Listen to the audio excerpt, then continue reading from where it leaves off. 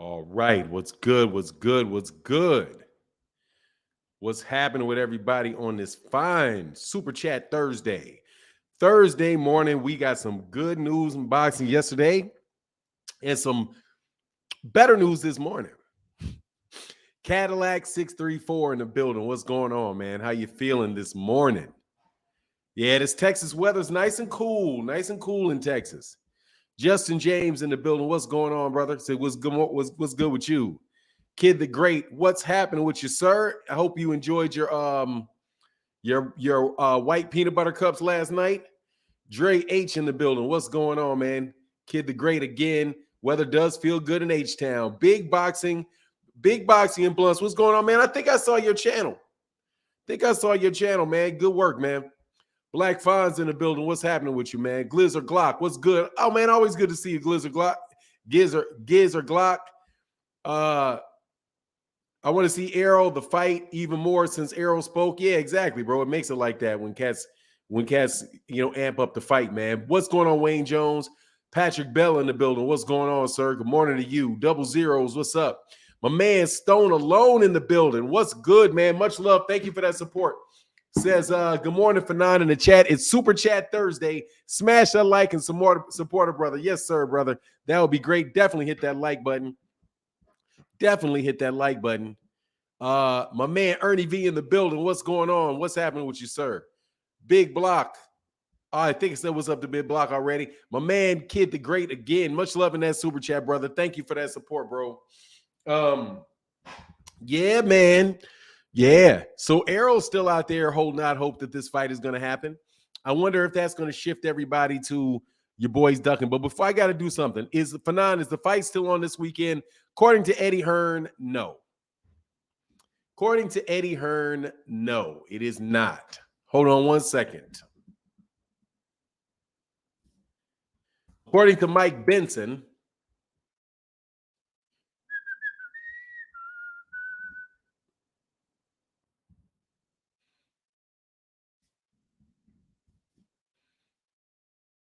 hold on one second. I need to figure out how I can. This is not right. I don't know why I'm on his. Man, he actually has a Twitter. What am I tripping on? Hold on one second. Yeah, according to Mike Coppinger, the fight's off. There was talk of those guys. There was talk of them doing it in Luxembourg, but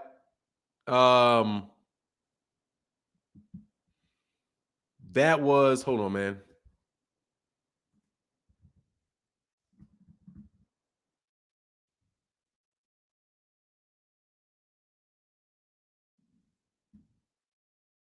There you go. All right.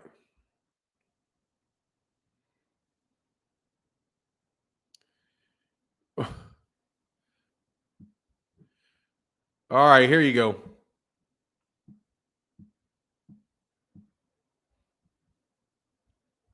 Let me do this real quick. What's going on, Giovanni Walker? Be easy. Glad you did a video on Errol's tweets. Yes, sir, man. That was fun, man. I enjoyed that.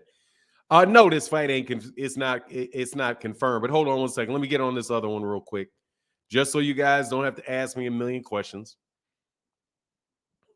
Where is the What?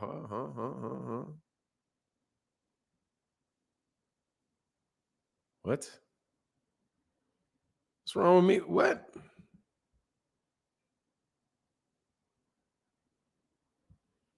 Did they change this thing? Why can't? Anyway, man. No, it's not. I don't know why this doesn't have a share button on here, man. It should be able to say, you should be able to share. And I don't see where it says share, present.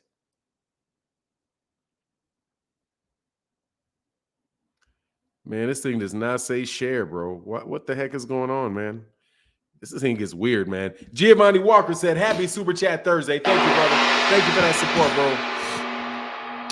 But no, according to Mike Coppinger, no, the fight, Eddie Hearn, and a report that was let out by him just earlier today said Eddie Hearn has now insisted he will not use a foreign commission or alternative governing body to enable Chris Eubank versus Conor Benn to take place on Saturday night.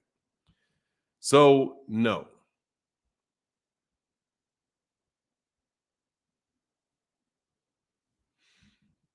Yes, so no. That fight is not going on, bro. The fight may go on for that's after. That's old news, partner. That's old news, partner. Old news, partner. Eddie Hearn, Michael Benson reports 39. Where is my share button? Hold on one second, man. Why can't I share this? This is really, really weird. There's not an option to share. There's not an option to share on this screen.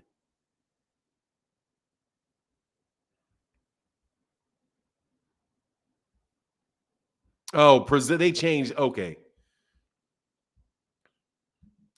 Read that right there. Eddie Hearn has now insisted he will not use a foreign commission or alternative governing body to enable Chris Eubank versus Conor Benn to take place on Saturday night. There you go. Double Zero said that is old. Yes, that is old. That's old news, partner. Old news, brother.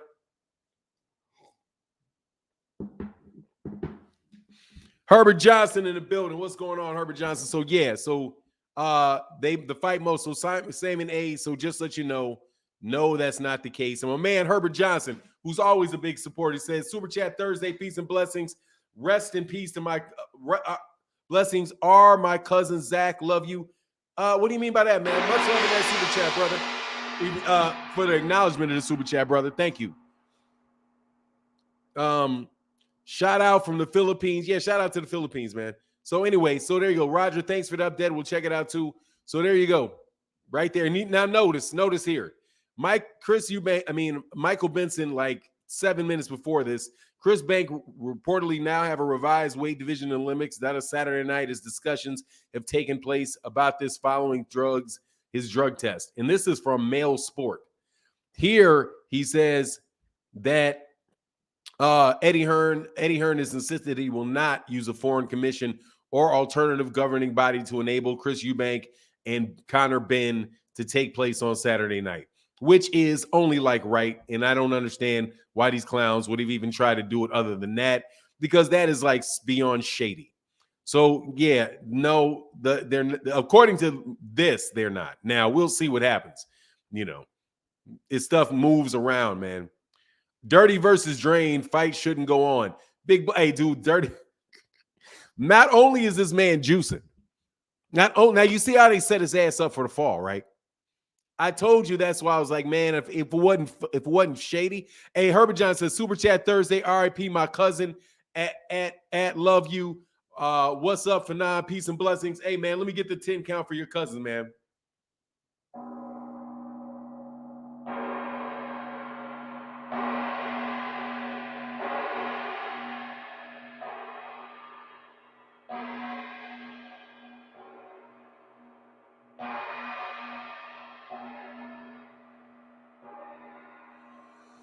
RIP to your cousins. So all we have this weekend is Funduro Campo. Looks like it. It's been really tough, man. It's been really tough on boxing. It's been really, really tough lately. Really, really tough to see some good fights, man. Or to see fights shoot at all, seeing as we had that really good card a couple weeks ago fall apart. But next weekend, provided, the Queen doesn't pass away again, the Queen of England, excuse me, I need to make sure I don't say the Queen because it ain't my queen. Provided the Queen of England doesn't pass away, we'll have some real good fights next week, man. But you're right. Yeah, absolutely. You see how they were going to do them? That's why I said I wasn't going to. People were like, who do you got in that fight? I was like, I got Conor Benn because this is going to be shady. They already got a real major weight drain going on. And now not only a weight drain, but the dude that he was weight draining was on steroids. Or whatever you want to call it, however you want to call it. The fight shouldn't be able to go on, but if it does, Eubank should be able to hydrate to whatever weight he feels. I mean, if they continue with the fight, he should be able to load his gloves.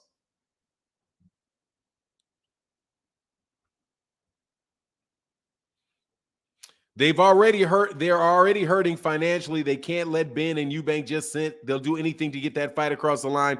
I don't care. Why would you? What do you mean they should do that? Why? I don't care about their money. The dude shouldn't have juiced.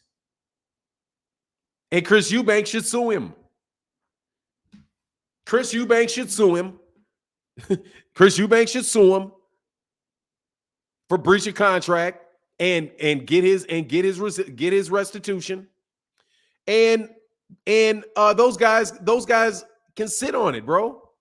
What do you mean? You just go, oh, well, it's too much money, man. This guy's on steroids, man. Or he got caught for steroids, man. No. Enforce it. What do you mean? Enforce it. I don't give a fat rat about their money. You know what I'm saying? Hey, rest in peace. Absolutely. Yes, much love in that super chat. You're right there, man. Absolutely. Thank you. Man, that is bananas. Honestly, I'm shocked. Air Entertainment, that anybody would say that. The man tested positive for performance-enhancing drugs. This is not something where you should be just like, okay, yeah, cool. It's boxing. People get killed in the ring. And you got this man pumping ram hormones or whatever in his body and covering it up with female infertility drugs. Come on, man. This dude is cleaning out. This dude is cleaning out his wife's medicine cabinet, doping for these fools. Conor Ben, hella disappointing. Was kind of a fan of his dad. Yeah, man, that's big time. Much love in that super chat. That's big time. So nah, man, nah. You don't continue on with that fight, man. You let that man sit on his L.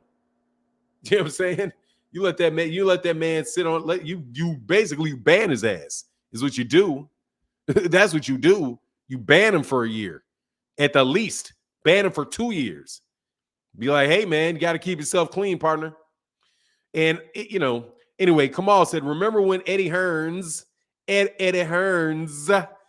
on a verbal tirade and blacklisted Jarrell Big Baby Miller over PED usage? Said he would never work with him again. Where's D-Ball Dillion's B sample trying to excuse Ben? Yeah, pretty much. Mighty selective with who gets humiliated and who's a terrible person because of it. Yeah, Randy Lewis, I agree. Chris Eubank should get compensated. He lost out on millions. The fight can't go. Great show for 9. Yeah, absolutely. I mean, at least what he invested in his camp, at least the money that he spent, he should get back. But no, man, that dude shouldn't be allowed to fight, man. No way. Man, sit down. And matter of fact, sit down for a while. We know you on juice, man. And the funny thing is, y'all know that man's juicing. You know that man's juicing. Dude, Tony T, I'm going to do this for everybody. Settings. I know that because people report things very quickly, that I'm going to have to share this with you. Now, it may not be canceled, but it ain't going ahead. There you go. Tony T. Eddie Hearn has now insisted that he will not use a foreign commission or alternative governing body to enable Chris Eubank versus Conor Ben to take place on Saturday night. That means that fight is canceled because the British Boxing Board of Control has already canceled it. Eddie Hearn has now insisted that he will. Now, this is 47 minutes ago. It's a little over an hour ago now. Eddie Hearn is now. No, actually, it's a little less than an hour. Eddie Hearn has insisted he will not use a foreign commission or alternative governing body to enable Chris Eubank versus Conor Ben to take place on Saturday night. There you go. That fight has been canceled. Unless the British Boxing Board of Control overturns it, which they just said yesterday it was not in the best interest of boxing to do it.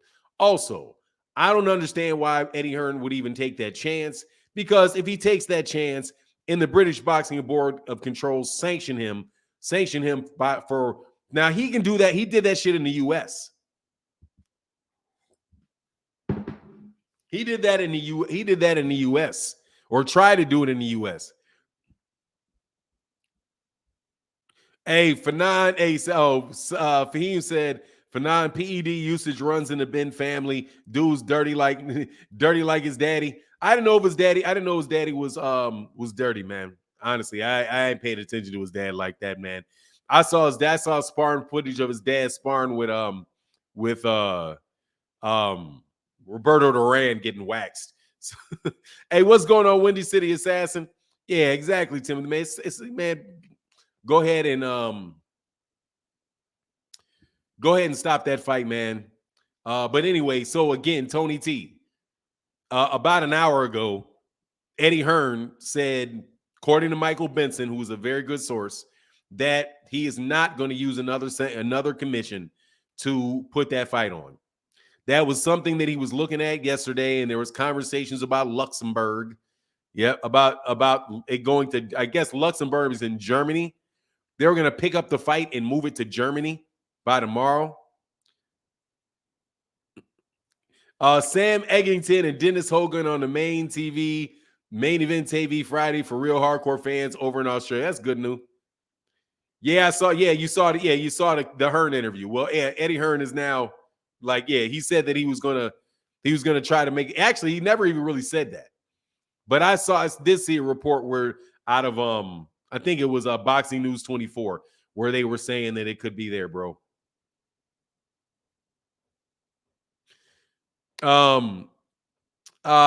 Texas May really looks like, since it was a different doping agency, there's loopholes of banned substances. Look, man, they can do what they want to do, bro. VADA, the man tested positive with VADA. And yeah, they're trying to use the same. Texas Made Realist. Yeah. Said postponed worst case, but yeah.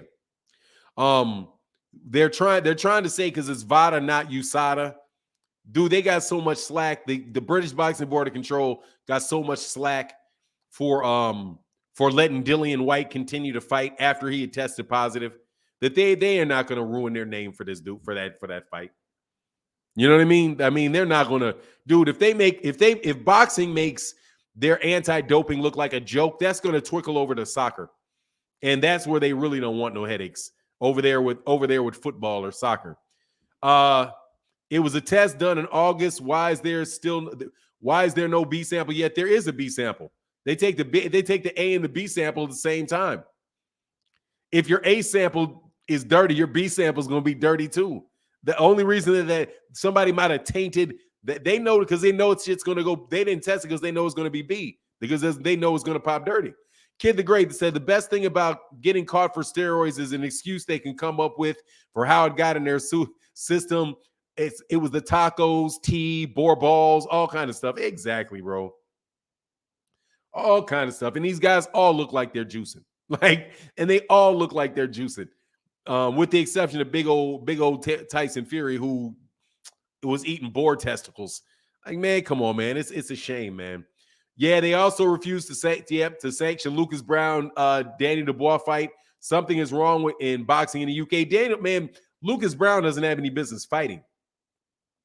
That's what's wrong with that. Lucas Brown doesn't have any business fighting. Lucas Brown got fortunate when he fought, I forget what's the guy's name out of Australia, Junior Fa. I think he got fortunate that they allowed him to punch Junior Fa in the back of the head that many times. Like, straight up cuffing him right in the back of the head, man. But yeah, he's going to get murked. What I want to know is,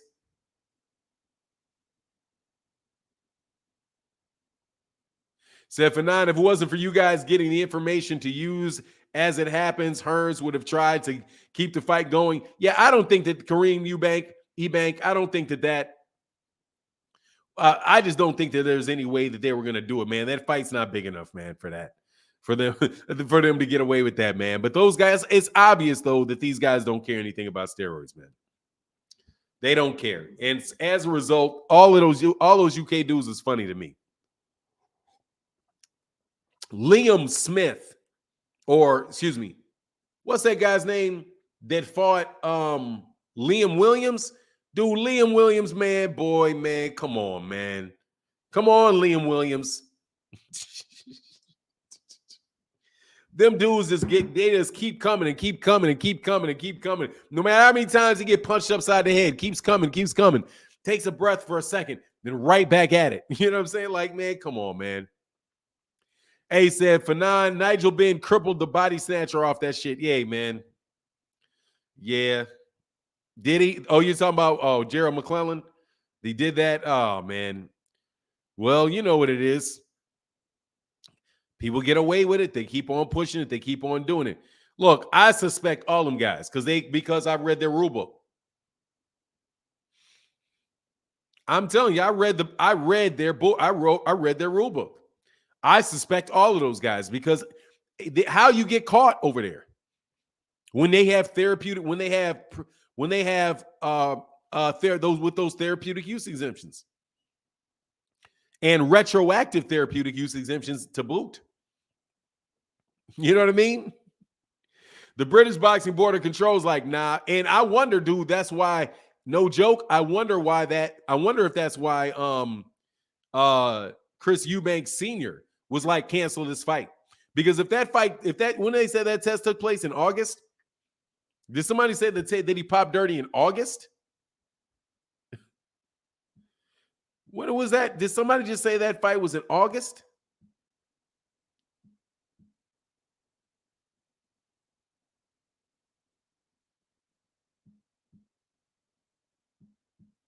Costa Tzu's younger son, Nikita, fights this weekend. That is a Russian name like a mug. This weekend, if y'all into watching young prospects fight, yeah, I like watching prospects fight. I don't know if I have access to it though. Yeah, if you heard August, so August, September, then yeah, that's and they let the camp know. That's probably what Chris Eubank. That's what Chris Eubank Sr. was talking about, man. He was talking about boycott the fight. Yeah, it makes sense now that Chris Eubank didn't want that fight. If I knew that boy was juicing, yeah. Like, man, you need to ban this fight. This man's juicing. And they could have had something to do with what he probably could have had something to do with this, man.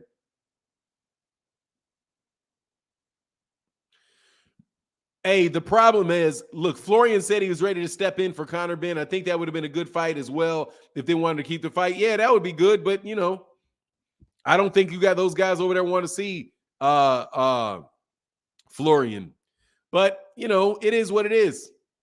It is what it is, and I don't know if they're going to pay that dude that money for that. But it's unfortunate for Chris Eubank. That's why Chris Eubank was laughing. Now, hey, that also is probably why Chris Eubank was eating like that. That's why Chris Eubank was like, yeah, I'm about to come in here weighing about 168 pounds, and you ain't gonna say shit to me. Yeah, you pop dirty. I'm coming in at 168. Yeah, I'm coming in at 168, man. Oh, Showtime Boxing, or that's what's up. Ortiz step up. What Ortiz step up? Oh, Jake Paul wants to fight Chris Eubank. Oh, another steroid user. Excuse, that's my opinion. That's not fact. Chris Eubank. I mean, Jake Paul. Yeah, okay, Jake Paul. Let's put you underneath some VADA. Let's put Jake Paul underneath some VADA testing. Let's put Jake Paul under some VADA testing. I'd be really interested to know what happens there, man. I have a suspicion things may not go the way y'all want them to go. You know what I mean? I guess we know why Conor Ben hasn't crossed the pond to fight yet. I mean, look, dude, they were going to try. They talking about throwing that dude in there with Adrian Brawner, man. They was out there trying to get that man an Adrian Brawner fight, get in there, juice to the gills, man. I thought they had a rehydration clause. They also had a steroid clause. Isha.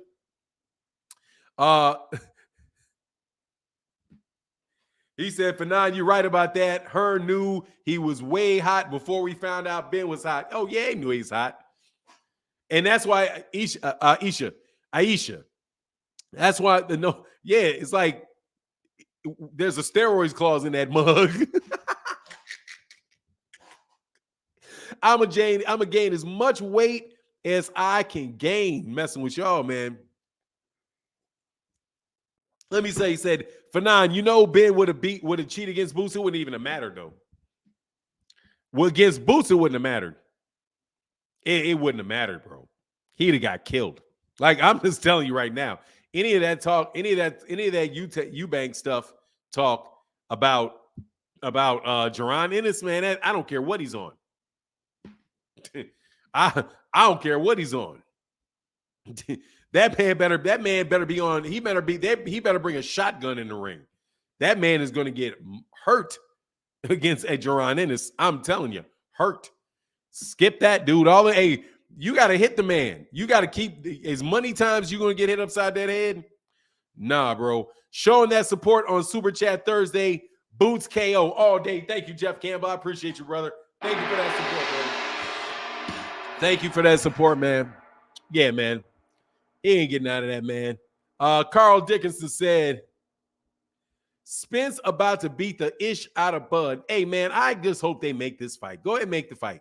That was a nice bit of encouragement yesterday. I was really happy that he said, all you need to know is that fight's happening next. Like, he ain't dog. He's a dog with a bone on that one, man. Hey, might as well go get it. Might as well go get it, Errol. I respect that because I've been done with that dude. All of this nonsense, 5 months of negotiation, bro. Nah, man. I'm moving on. This dude, he thinks he gonna hurt this dude. Like, hey, man, hey, I better not tell you this. Y'all better be right about Bud. All that extraterrestrial shit you keep putting on his head. Y'all better be right. You better hope you're right. You better hope you're right. And it's not a matter of a whole lot of anti-PBC bias going on around with some of these dudes. You know, when Spence speak, we all listen. Hey, man, that was funny because that seemed kind of like out of the blue to me, bro. All I'm saying is y'all better hope all that extraterrestrial shit you say about Bud is true. I know Bud is a great fighter, man, but god dog, y'all think this man floats on clouds.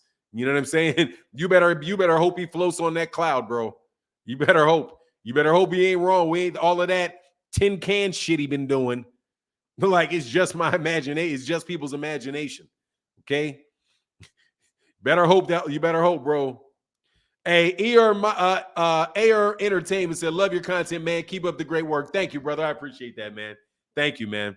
Appreciate you, man. Thank you for that support on this fine Super Chat Thursday, bro. Matter of fact, hold on. What did I do? I think I might have.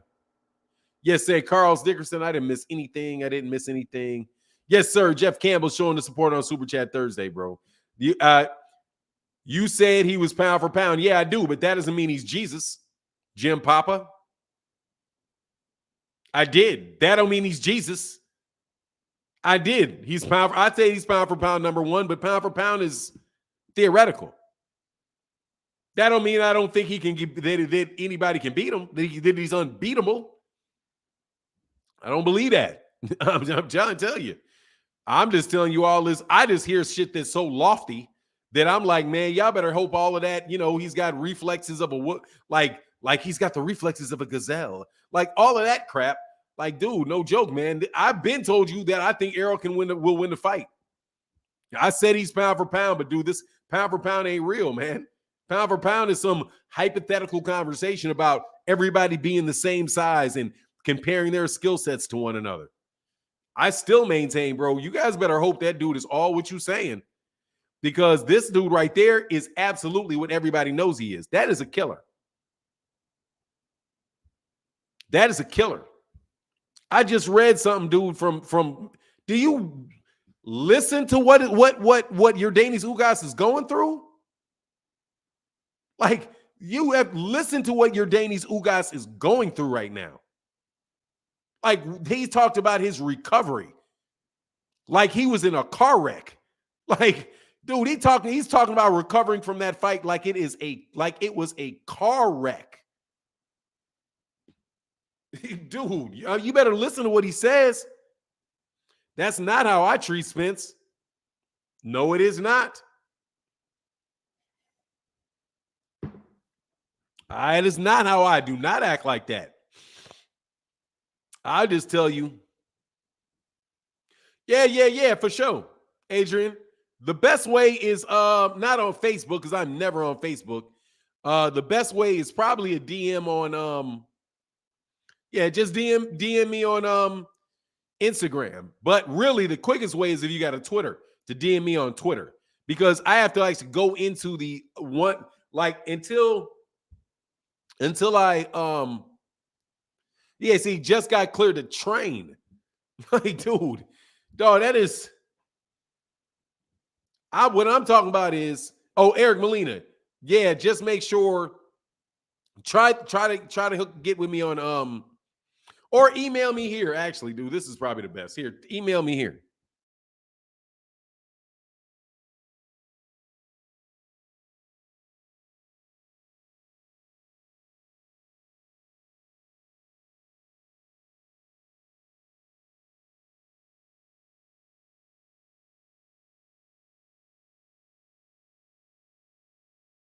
Yeah, just email me there. And yeah, for sure you can. April, May, June, July, September, October. It's 5 months. He fought in April, right? So April, May, June, July, September, October.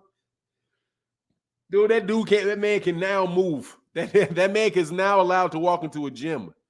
Hey, no worries, Adrian, man. Thank you for the support, bro. I got a southpaw man down, big fish strap season, big fireworks, y'all. I'm just telling you, man, that is just like, you know.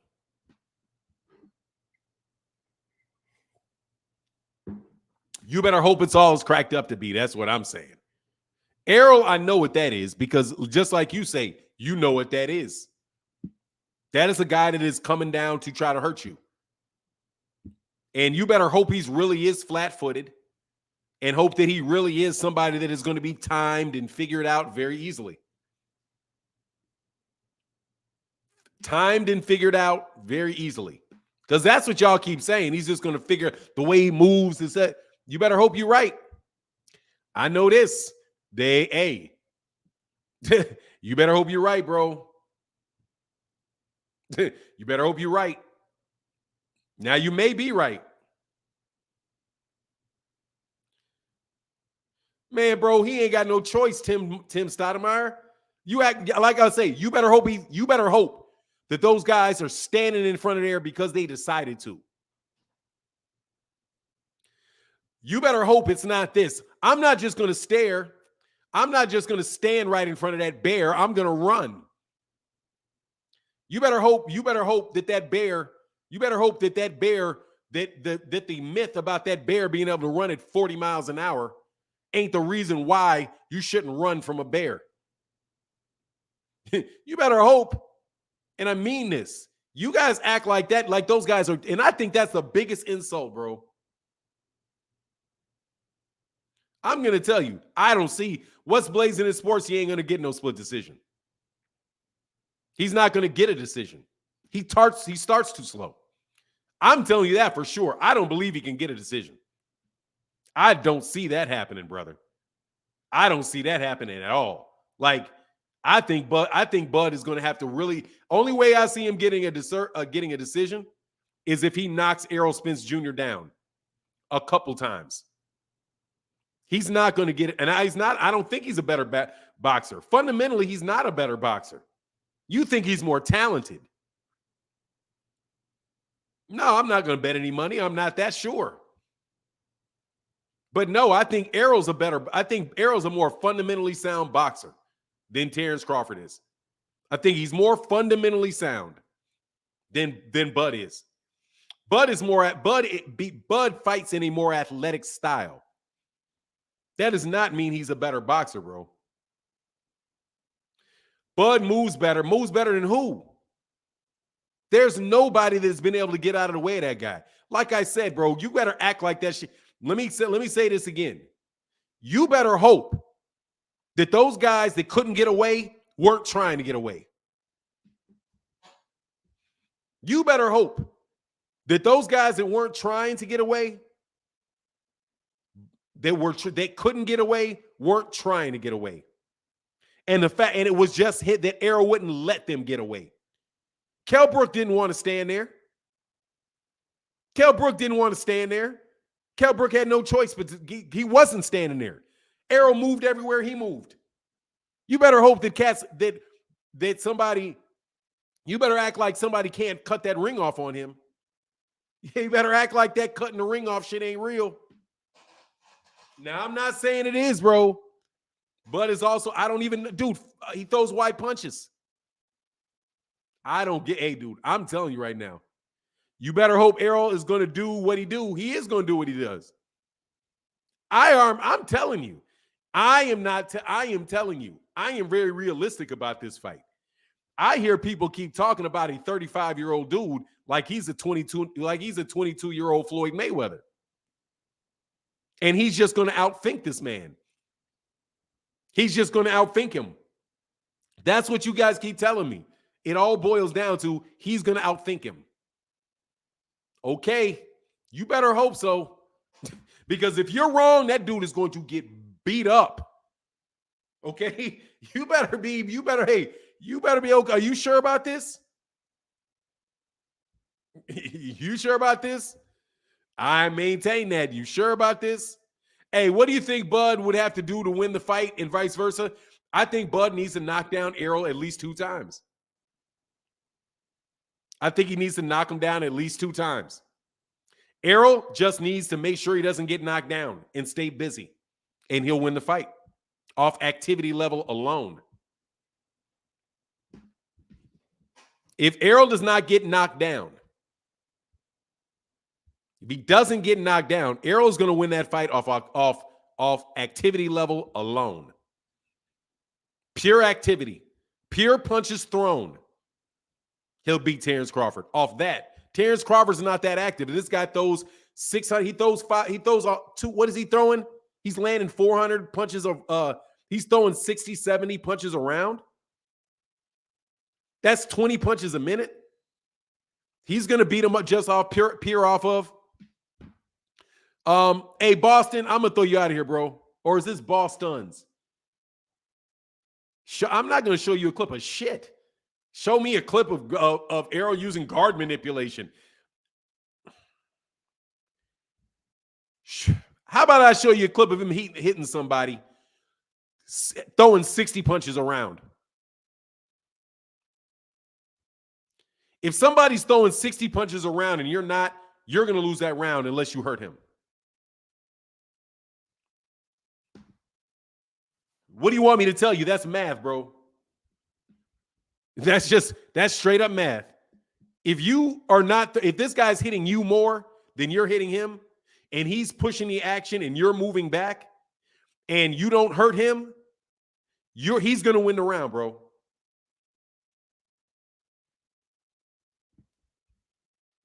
That's why I say, because Errol's much more active. He has to overcome an activity level of this fighter. That guy throws a lot, and he's not wild with it. He's not wild with it. He comes behind a jab. Jab is the most important fight. The jab is the number one scoring punch in all of boxing is the jab. And Errol stays behind a jab. Everything comes off of a jab with him. And then he'll get inside. And when you're in mid-range, in your close range, it's going to be very, very difficult for him to hit him with anything that is going to cause one punch sustained damage. I don't like the style. For me, it's not even as much about the person as it is about the style. Pressure fighters, if you're going to have to fight that guy, if he can cut that ring off on you, and you are not, I don't care who it is. If somebody is hitting you 40 times, 20, 25 times around, and he's throwing it because it's a straight jab, bro, that shit's going to land. Okay? He's not throwing he's not throwing big, wide looping shots. All of his shots are really, really tight, straight punches with your body right there. Landing, either hitting you on the arm, or he's hitting you on the shoulder, or he's hitting you on your glove. Dude, the style is what I'm looking at. So when you ask me how can somebody win, Bud is going to have to knock this dude down. He's going to have to do something to knock him down. Knock him down, seriously hurt him, right? And get him and win rounds that way. If you think it's a chess match, he's going to lose a chess match. Because this guy's going to be throwing punches while you're moving and trying to dodge those punches. You're going to lose that round. That's how judges score in Vegas. If this guy's being active and he's throwing a jab, he's seeking the fight, and you're moving away, you're going to lose those rounds. Please remember against Sean Porter that he was down on the cards against Sean Porter. After 5 rounds, he was down to Sean Porter. He was down on the cards to Kell Brook. So how's he going to be up on the cards with Errol? With Errol being that active, unless he's throwing with Errol. If you're throwing with Errol and you start trying to bang with Errol right there, that's Errol's fight. And you better be better at what Errol likes to do than what you better be better at what Errol wants to do than what you want to do. Right? You better be better at what Errol wants to do than Errol is. I'm telling you, that is a recipe for losing a lot of rounds. And then if you start to get cute and try to get aggressive and you realize, damn, this dude can actually move. Like he just decides he's up on the scorecards and he starts moving on you. Then you're going to walk Errol down and you figure out, oh, damn, I can't even walk this dude down. Because, dude, he is an Olympic boxer. He is not some street fighter out of Tijuana. This dude is an Olympic. He's a multi-time national champion. Amateur national champion. He has a better amateur pedigree than Terence does. So, please, do not tell me how easy it is going to be for this guy, like he's going to walk to some decision against this guy. It's hard to do that. It's hard to do that with a pressure fighter because they are racking up points on you, right? Errol knows how to hit and not be hit. That's what I see. Like, that's why I say, like, now, Errol does get hit. He does get hit. So watching him getting hit with a right hook, not that right hook, more than likely, because the right hook's going to be on the other side for him. Right? So the right hook, because Terence likes to put his right hook in front. So he has his lead hand in front. Well, his lead hand is right there with a right jab on a southpaw. I mean, so it's not there, right? It's not there. He will be able to knock that down. Oh, let me make sure I say that right. If he's in the southpaw stance, he likes to come over the jab with a right jab with a right hook and catch him with that. But it's not that way because the jab isn't, because he can't come over the top of your jab with that right hook. And I'm telling you, all these adjustments and things, bro, like he's not fighting guys like that, man, that are really, really pressure fighters like that. Never seen him in there with a pressure fighter. And people keep saying, well, you've never seen Errol with anybody like that. I've never seen Terence Crawford fight somebody like that. A southpaw Olympic quarterfinalist, skill level fighter that can fight on the outside, that comes behind a southpaw jab and works his way in and is throwing 60 punches around. Can you tell me one person, just like everybody wants to say about Errol, tell me one person that Errol fought that was like Terence. Give me one person that you saw Terence Crawford fight that's like Errol. One. You can't give me that name because there's none. Literally none that look anything like that. No southpaws like that. Not even any orthodox fighters like that. Where he's at a size advantage, you've not seen that. So don't tell me you guys have seen, like, don't act like this is Yuriorkis Gamboa or Igis Kalvanakis or Sean Porter. He's not, this guy ain't 5'6", leaning in with his head in and all that shit. He's not, that ain't what he is. He said, who else received broken orbital bones besides Kell Brook and Ugas? You're putting on extra.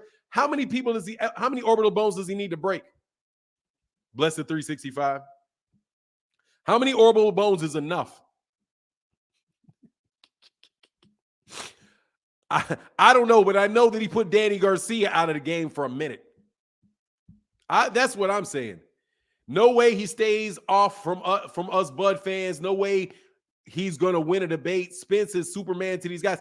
No, dude, I mean, I didn't say he's Superman. I'm telling you, styles make fights, bro.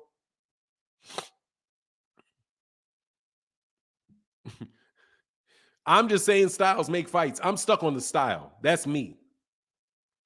That's all I'm saying. I'm stuck on the style. There's styles that I'm like, look, this is a tough fight, bro. This do not look, that is not a norm. That dude is not the same. That is not Sean Porter. Okay? It's not Sean Porter. He said he gave Danny Garcia mental issues. I'm just telling you, bro.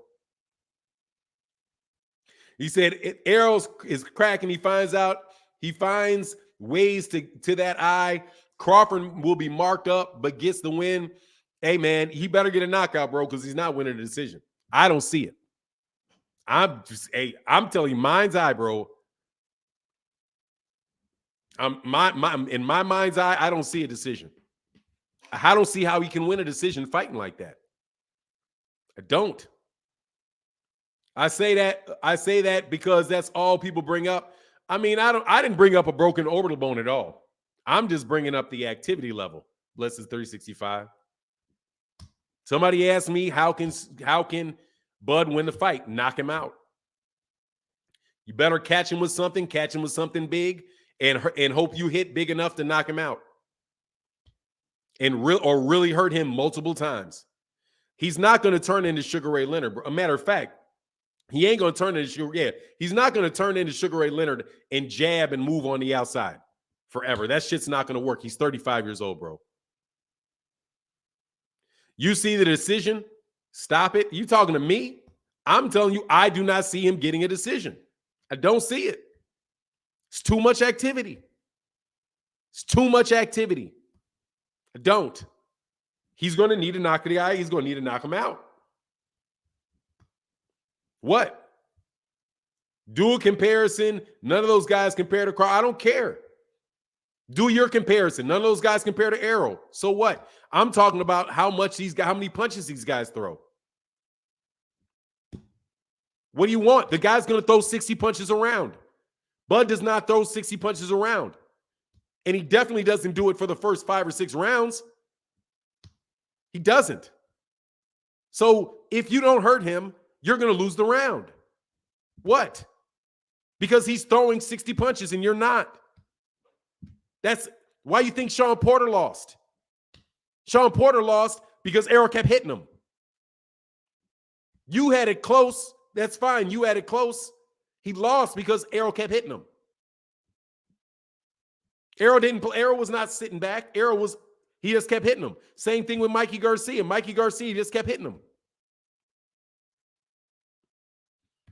You throw 30 punches around, that guy throws 60. You better hit him with something. What do you want me to say? I'm not trying to tell you, oh, I don't think Terence can win. I know Terence very much has a chance to win that fight. But if you ask me, I'm looking at it like the same way I'm looking at anybody that throws, I don't care who it is. If Bud fights somebody that throws 60 punches around, and by the way, straight punches, not looping punches, straight punches, straight ones. And you're moving away, and this guy is throwing the jabs, and you keep moving away, and he keeps trying to chase you down, and you keep moving away. Guy that moves after you is gonna win that round on aggression. He'll win the round just off aggression. By the way, that knockdown did not save Spence. Go to the cards. Read the cards. Errol did not need that knockdown to win. Errol did not. And by the way, Errol was trying to knock his ass out. He was trying to hurt that dude. And that dude was never the same after that fight. Never. Sean Porter, you say what you want, dude. First of all, Sean Porter was never all that. Split decision go look at the card on the split decision. 2 of those cards were not close. What? He did not win that fight. He did not win that fight because of that knockdown. Go back to the scorecards. But it doesn't even matter. He won the fight because he did drop his ass. I'm telling you this. Errol Spence Jr. throws a lot of punches. He throws a lot of punches. So he brings the fight and he throws a lot of punches. And you want to know why I say that I would do him to win? Because of that. Hey, Garrison, man, will you stop bringing that stupid shit up? You've been around here long enough to know, dude, that shit means nothing to me. That shit means nothing to me. Nothing. Nothing. Bud stopped Porter. That means nothing. Absolutely nothing. Terence Crawford went the distance with Victor Postol, and Gary Antoine Russell knocked out Victor Postol. So I guess Gary Antoine Russell is going to beat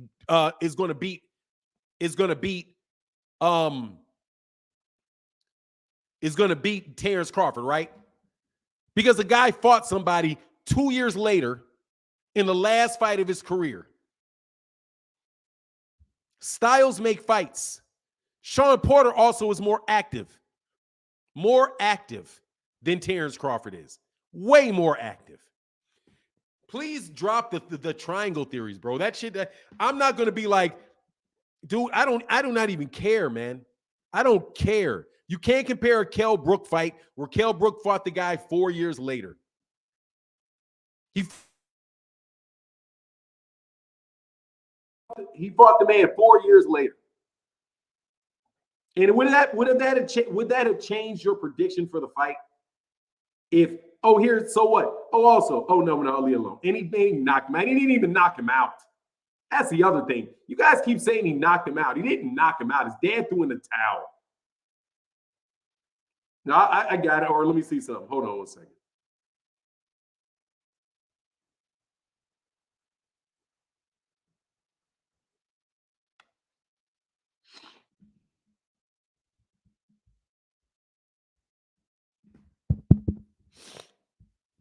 All right, he's back. Got it. Yeah, this is this little funny thing. I got to get a new cord. Anyway, like I said, man, I'm not telling you that I know for sure that Errol Spence Jr. is going to win the fight, bro. So you guys can get off on all of that. You guys just acting like Errol Spence Jr. is just nothing that he does is going to work.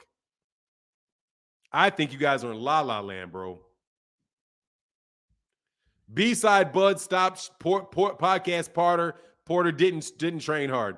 Look, man, the dude was at the end of his career. He beat him. Great, he beat him, but triangle theories don't work. Yeah, I don't give a damn if he was in his absolute prime. Triangle theories do not work. They don't work. They don't work. Okay? They just don't work. Because Errol's not Sean Porter. And Terence Crawford is not Sean Porter. So it really does not matter what they did. Chief Wildfest said, I'm not fine. You think you're out of my chat, bro. Get out of my life, bro. Fuck out of my face, bro. I don't have any respect for anybody. If I tell you something and you just act like I'm making it up, no, I do not. I'm not 100% on it. How am I 100% on it? Anything can happen in a boxing match, bro. I'm honestly telling you what I think, man. And you trying to make a fanboy out of anybody that doesn't agree with you. I don't have to agree with your logic. If you think Terence Crawford wins the fight, cool. I can see why people would think Errol wins the fight. I can see why you think that. I can see that. Because you think that Errol is not going to catch him. That Terence Crawford is not going to be, that Errol is not going to be able to make Terence stay in front of him. Or better yet, see, this is how I'll describe that, bro. Dude, I'm not going to keep saying what I've already said, Duran. You're going to have to listen to what I say. I said it is a close fight. I've said multiple times, I'm like 51-49 for Errol. 51-49 for Errol.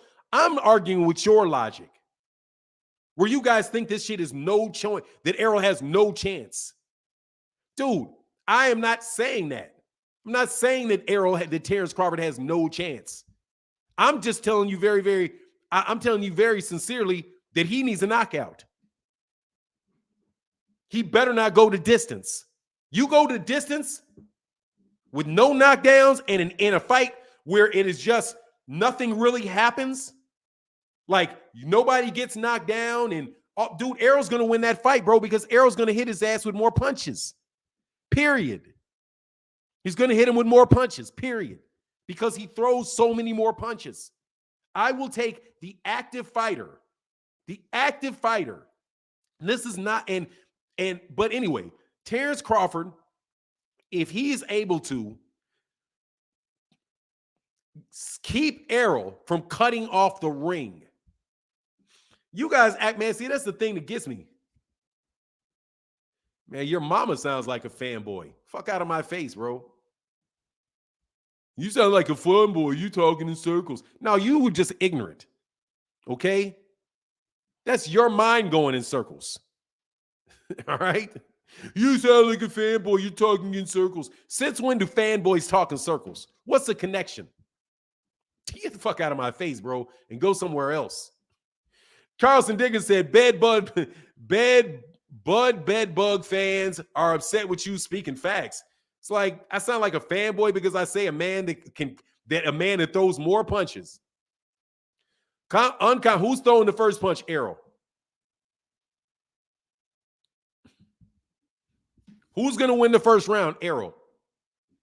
Who's going to win the second round? Errol. Who's going to win the third round? Errol. That's what I'm almost sure of. That Errol is going to win.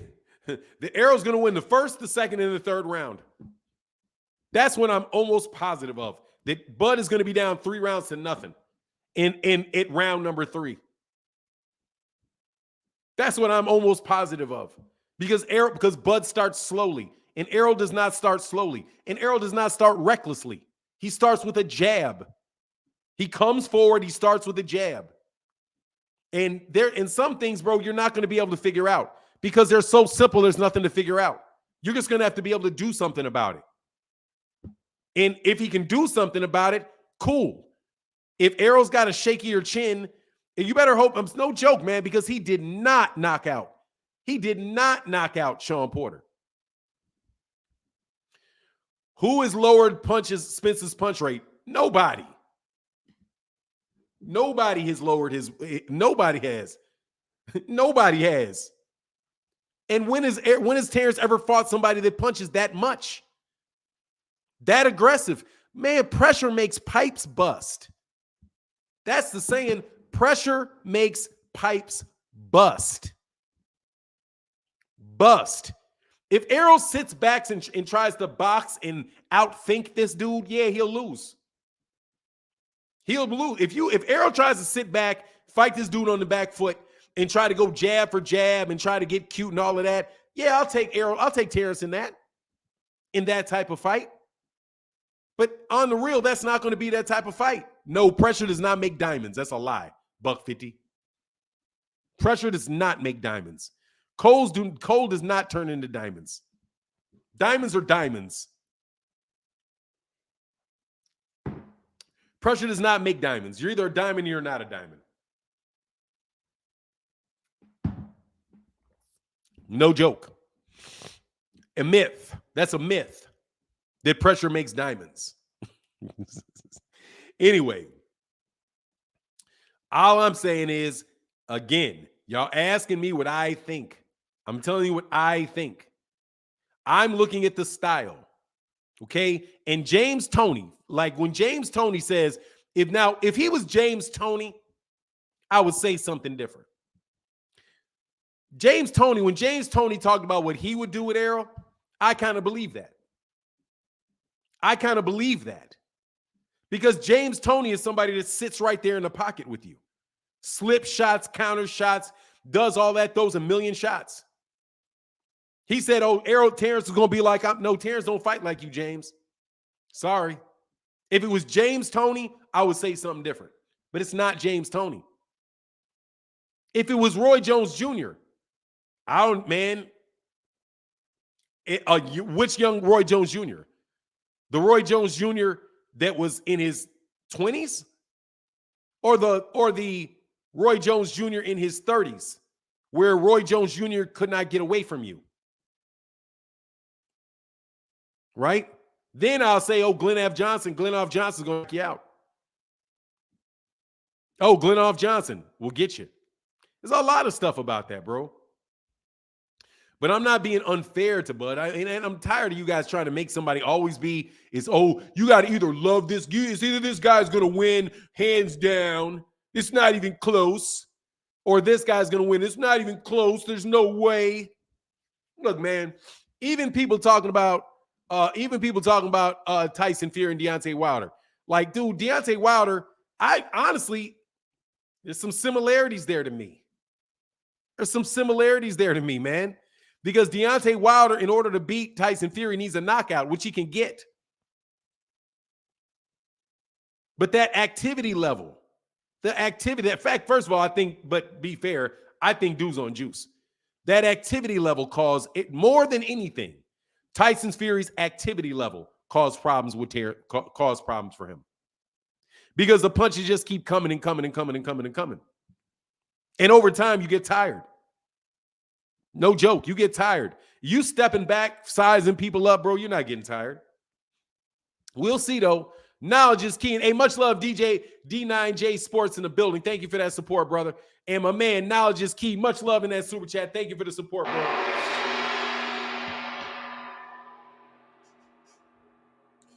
Who's timing people out? Hold on. I'll check it out. But I could be, and again, I could be wrong. I'm not gonna lie to you and say that I can't be wrong. I could be wrong. It's boxing, brother. Anything can happen, bro. William Collins, man, you blocking people, partner.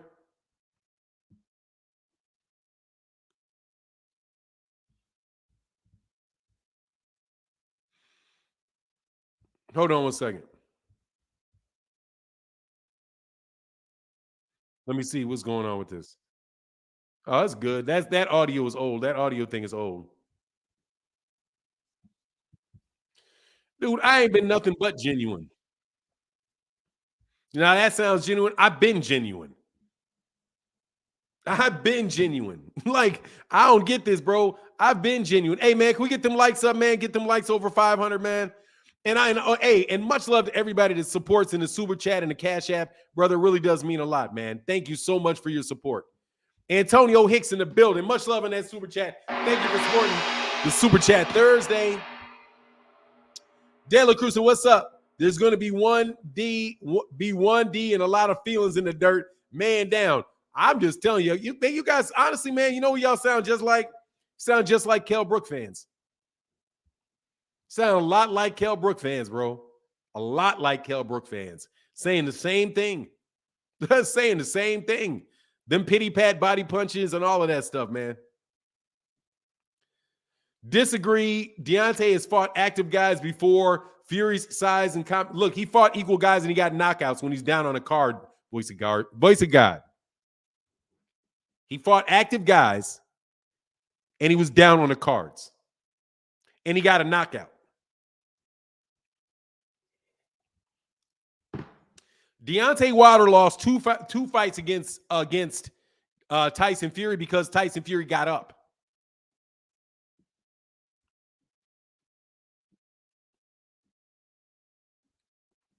Those active fighters were up on the cards until they got knocked out. Name the active fighter, and I will tell you this guy was up on the cards against Deontay Wilder until Deontay Wilder knocked him out. But guess what? Deontay Wilder knew how to set him up, which he does not get any credit for. And guess who else he knew how to set up? Tyson Fury. Only difference is Tyson Fury got up. He got up in the first fight and he got up in the third fight. If he couldn't get up, Deontay Wilder would have won both those. I'm telling you, guys that are looking for flash knockouts. Flash knockouts are not a good thing, bro.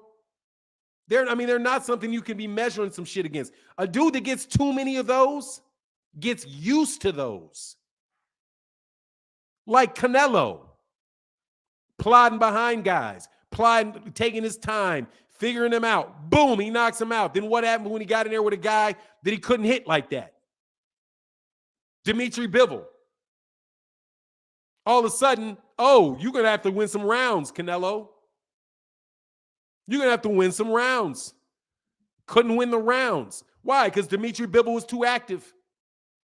And when he knew he was up, he started fighting like he knew he was up on the cards. I'm trying to tell you, dude, the history of guys that get a bunch of knockouts in a row is they fall in love with that shit and they start believing that. He is never going to smash my boy, Mr. Milo, because Terence Errol Spence Jr. is not my boy. He's a grown-ass man, and he's not my boy, okay? I'm telling you what I see and what I think, and I'm telling you, you cannot argue with that. There's a bunch of guys that were knocking out a bunch of guys in a row who are looking for knockouts. Looking for knockouts. Bud has been looking for one-punch knockouts for 5 years. Looking for them. And he's been able to get them for like 5 fights. Right? What if it doesn't come? What if it doesn't come?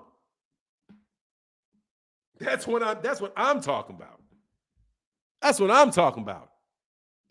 You're always genuine and give good, fair analysis. I'm glad to be able to tune in for a few minutes before work. Love this channel. Thank you, Keith Nolan. I appreciate you, bro. Because that support is really what matters, brother. That support in the channel is really, really, really what matters, brother. Thank you so much, man, for supporting on Super Chat Thursday, bro. We can't do the channel without guys like you, Keith Nolan. Now, I know it's not possible to do all the time, bro, but I so much appreciate you, bro. Anyway, look, I'm just telling you, Bud has been getting one-punch knock. He's been getting behind on the cards and then pulling himself out with knockouts against some very suspect fighters. Now, you can say Sean Porter wasn't suspect. You cannot tell me Amir Khan was not suspect. You cannot tell me David Benavidez was not suspect. Jeff Horn is not suspect. Igis Kalvanakis is not suspect. You cannot tell me those fights are not those fighters are not suspect. You can't tell me those fighters are not suspect. Especially Jose Benavidez, Amir Khan, and Kell Brook. You know those are tomato can ass fights, bro. Okay? Knockouts in tomato can fights. If you want to say Jeff Horn was not, cool. Igis Kalvanakis was not, cool. Sean Porter was not, cool. But you cannot tell me that he's not even seen a decision. Since he's not seen a decision since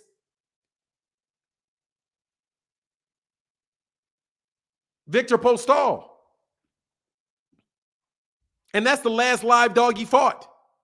In my opinion, the last legitimate live dog he fought was Victor Postol. I could be wrong, but I think it is.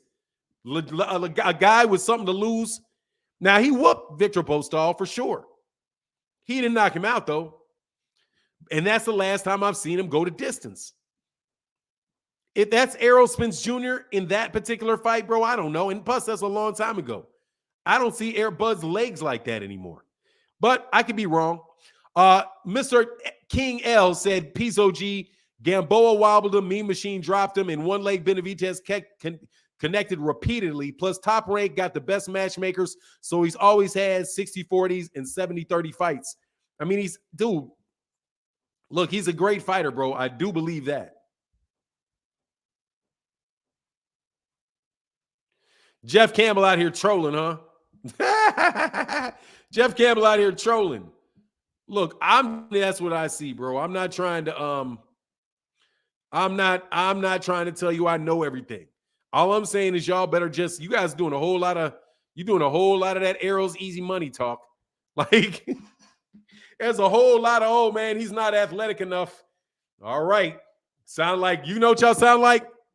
Y'all sound like a black basketball team that gets out there and sees 12 white dudes on a basketball court and think, oh, this is going to be easy.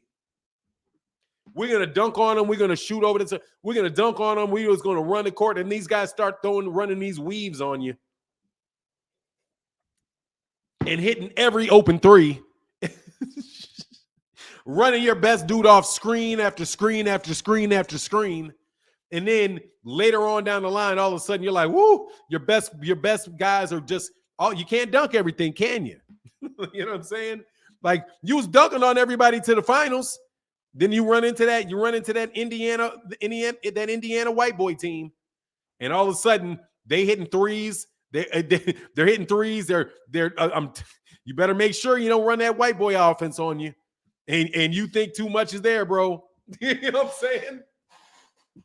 That's probably the best basketball knowledge I can do. Y'all better help. Y'all better help that they ain't running that Indiana white boy offense on you. And all of a sudden you're like, God dang, I can't jump over the top of his head. No, you cannot. Charge. You know what I'm saying? You better hope. Because that's what it looks like. That's what Errol looked like to me. Errol looked like he's just somebody straight fundamentals. Straight fundamentals, partner. Straight fundamentals and aggressive. Said, Fanon, I've seen that scenario played many times over with youth basketball. You got that right. You look at them like, oh, this is easy money. And it ain't easy money. And it ain't easy money because they're focused on the fundamentals. And you focused on the athleticism. You see the athleticism and don't pay attention to the fundamentals. Hey, my man, Mr. De La Cruz said, I don't get to interact as much because of work, so damn busy, but I'm always listening with my earbuds on. Great. Keep up the great work, Fanon. Thank you, brother. Thank you for that support on Super Chat Thursday, bro. Dog, I'm trying to tell you, will run your ass to death. And then they'll have one shooter, one dude that can take the ball, one dude who can take that, who can actually score when he wants to. And then you're in trouble because whenever you figure them out, he'll just go and score, right? And then he'll go right back to fundamentals, bro. Most times fundamentals win. Fundamentals beat talent most times. No joke. Fundamentals beat talent most times. Most times. Now, when you have extreme fundamentals and you got extreme talent, then there you're dealing with something that is real, tough. But you're going to have to prove a chin. At that point in time, you're going to have to prove a chin, that you got a chin. Said, no and one. Hey, Jeff Campbell, much love in that super chat. Jeff Campbell out here trolling me today. Said, John Bowie, Terry, Timothy, Joshua, and all the supporters. Thank you, brothers, for that support today, man. Yeah, make sure y'all go subscribe to Big Blunts. Hold on one second.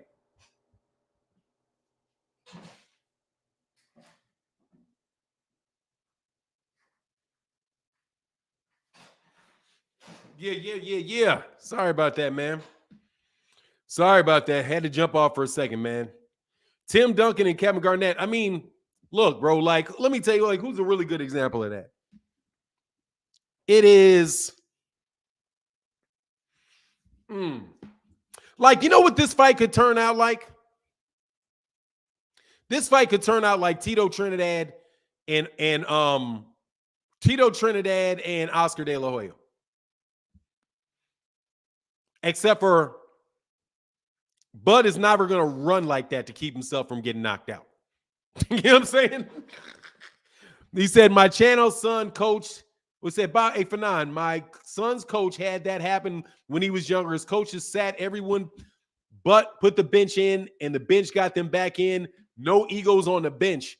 Hey, man, youth white teams come in your gym, and we be all like, say, it's easy. All of a sudden, they start passing and cutting and backdoor cuts. And once you think you've adjusted to them, the cuts, then come the threes. I'm trying to tell you, you guys do not underestimate fundamentals, bro. You guys underestimate fundamentals. And I know most of y'all people around here are black. I know y'all mostly are black, mostly black. And we underestimate fundamentals to our detriment, brother. We underestimate fundamentals to our detriment. Bud holds his hands like this, bro. Bud holds his hands like this and he backs straight up. That's a fact. He holds his hands like this and he backs straight up. There's some strengths to that, and there's some weaknesses to that. If you're on the inside and you are holding, your hands are dropping, you're going to get hit. You better hope Errol. I'm just trying to tell you. I can picture Errol on all four scrambling for his mouthpiece. I mean, you're wishing for that. It could happen for sure. Because guess what? If he's on the inside and Bud counters him on the inside with something nice, he may be able to drop him. It can happen. No joke. Bud can hit. Bud's got a good power. You know what I mean? Also, Bud can try to grab him and hold him anytime they were inside. But I don't think that that's going to work. Trying to grab and hold him, you're going to get warned for excessive holding. If he has to try to hold Errol every single time that he gets on the inside, but Bud is strong. He can grapple. And he may be a better inside fighter than we know. Than he's shown because he hasn't had to show it. I think he's a mid-range fighter, honestly. I think he fights primarily in the mid-range. But we'll see. You know, like I said, we'll see. Hell yeah, we love Flash. We don't need Flash. You don't need Flash to be great, though. I'm telling you, man. Hey, no worries, Big Blunts Unboxing. You can put your link in there. You should be wrenched up. I don't usually like to do this anymore because cats get real funny egos and shit. Like for real, like they act like they owe you something.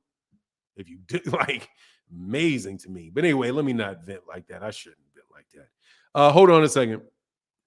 I'm gonna wait till I actually can get to Big Blunts Unboxing. Hey man, we got 577 people in the building. Can we get the likes, man? And get them likes over. Can we get them likes over 500, man? Stop doing me dirty. You know, stop doing me dirty.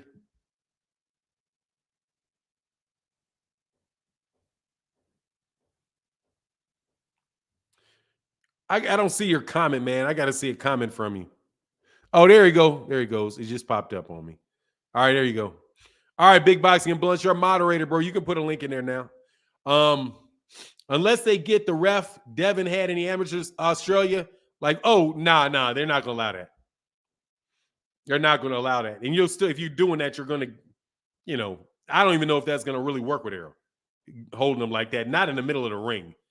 And just jumping in there like that and grabbing, nah. He's going to stick behind a jab and move. That dude is not, but maybe. We'll see, man. I don't know. Kobe had very good fundamentals, but he had that flash also. Yeah, that's really what gets you there. You got to have both. You got to be very, very fundamentally sound, and you've got to have a lot of skill. Terence said, let me drop some coins in the chat. Salute to Jeff, Tim, John Boy, Keith, Mike Kirkland, Buck 50, Deborah Booker, and everyone else. Please support if you can. Thank you, man. I appreciate that. Thank you for that support, man. Spence get Bud and Jerron gets both. I mean, that's tough. That Jerron stuff is tough. I ain't gonna lie, bro. That Jerron stuff is tough. That Jerron stuff is really, really tough because he has the activity level. Like the thing that Jerron has that the thing that Jerron has that Terence Crawford does not have is that activity level.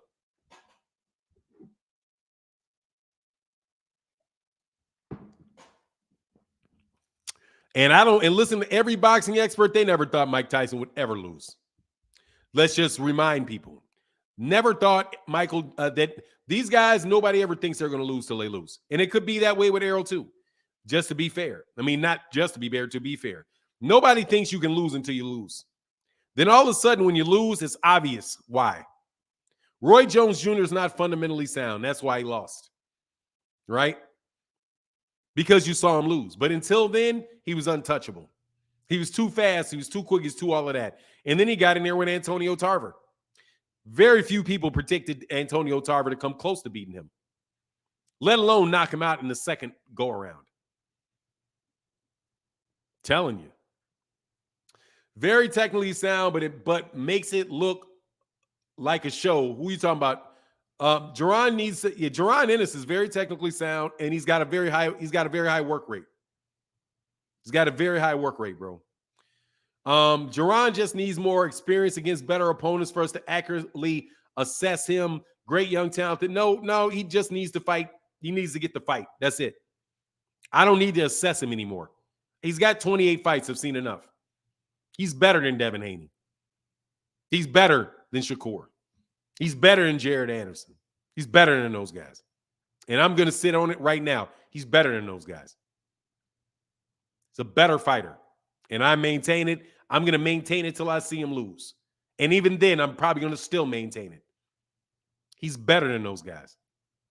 He's better than those guys. That's from what I see. He's better than those guys.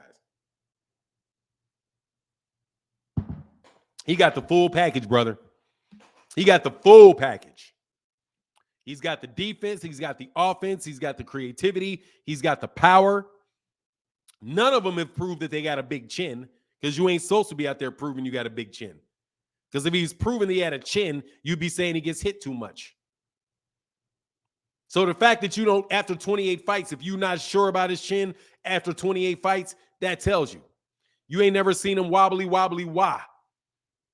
You ain't never seen him into the corner. You're in that corner over there. You know what I mean? You're not seeing it. He's got the whole nine. He's got everything. I don't need to see anything else. I mean it. I don't need to see anything else. He just needs to fight him. That's it. He just needs to be able, he just needs an opportunity to see if he can beat those guys. Because there's nobody else out there that is a bigger threat to them. No joke. Personally, I think Jaron Ennis is the biggest threat to Terence Crawford. Not even Errol. If I say who's the biggest threat to Terence Crawford, it's Jaron. Jaron's going to hurt that boy. You mark my words, Jaron's going to hurt that boy. Hurt him. I mean it. Hurt him. I don't see no way Terence Crawford beats Jaron Ennis. No way. And Errol, the only reason I say that is for the same reason I said Errol and Terence, because of that pressure. Because of that pressure. And the fact that he's so fundamentally sound, there's not a lot of problems to solve. There's not a lot of gaps to take advantage of. So he's going to have to fight Errol like Errol says fight, because that is a dude you're going to have to fight.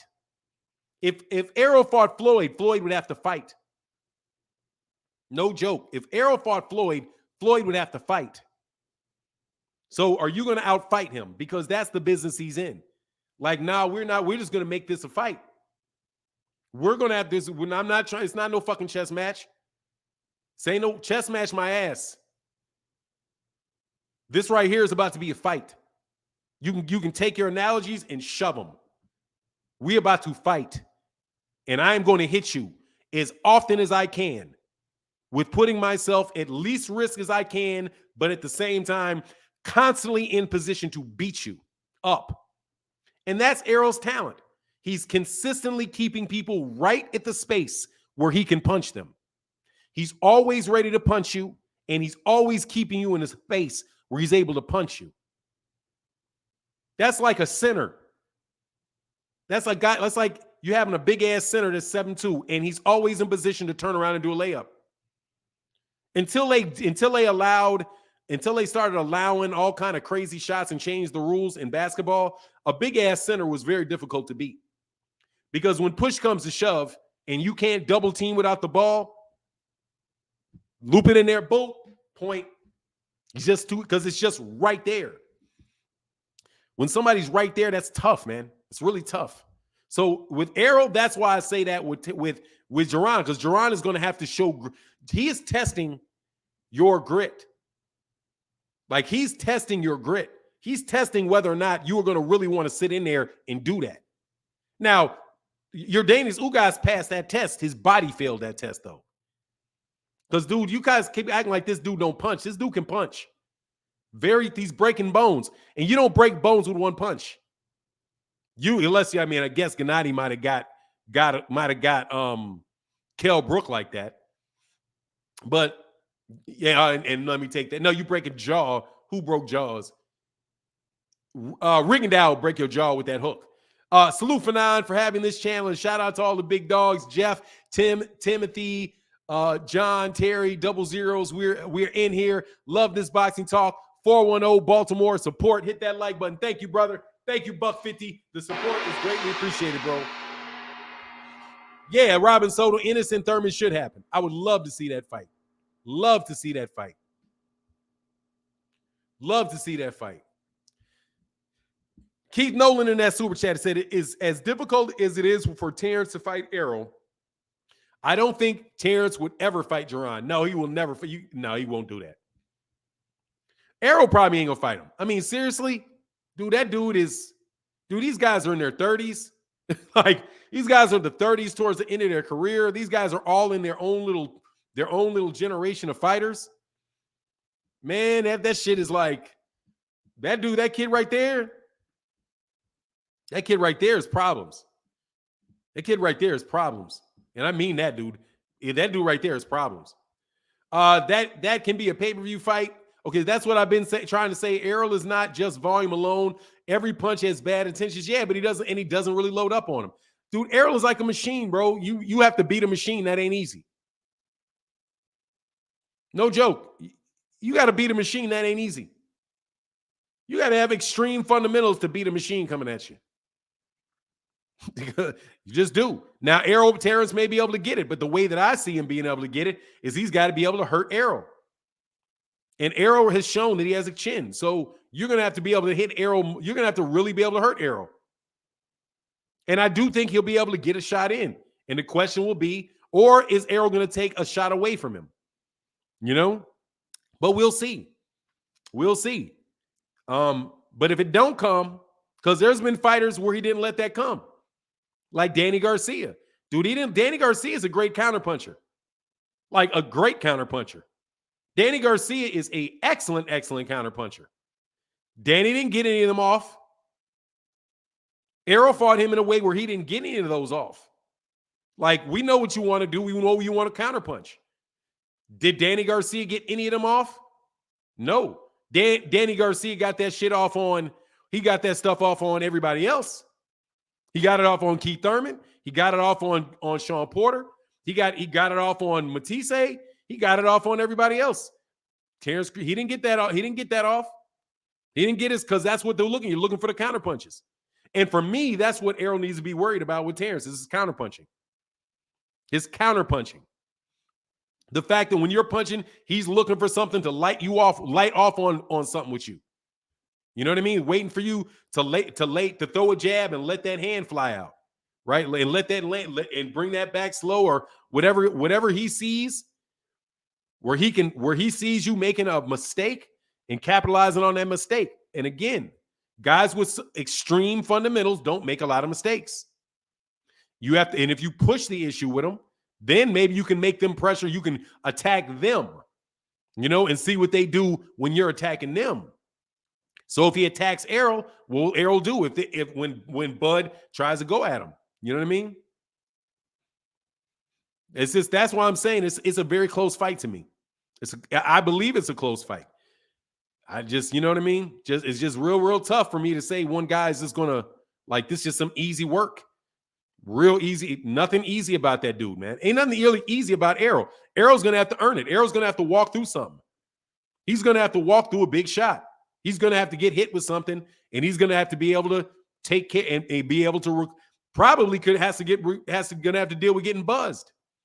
He's gonna have to be very, very focused, and he's gonna have to watch himself very, very carefully the whole time through. Even if he sees Bud tiring.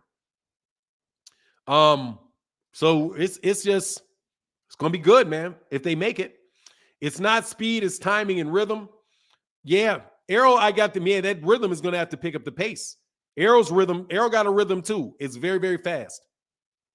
But we'll see. That's exactly why it's going to be it's going to be one-sided. Errol is a lot better technically than folks think, and he'll limit Bud easier than Bud will limit him.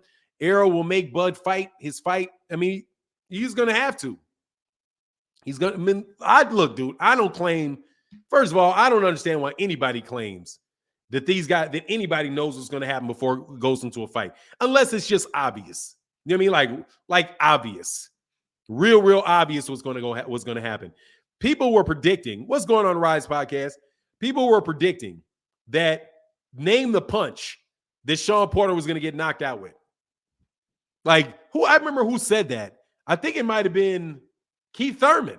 Keith Thurman predicted the fight. Keith Thurman was like, he's going to get hit with it. He's going to come in with his head down. Bud's going to take a step back, and he's going to hit him with an uppercut. That's the shot he's going to use because the book is out on him. Fanon, I think EJ is going to is going to make it look easier than most people think. That Ugas fight really showed me something. Man, that Ugas fight to me was scary. Man, I don't see how you see that fight and think that guy's easy to beat.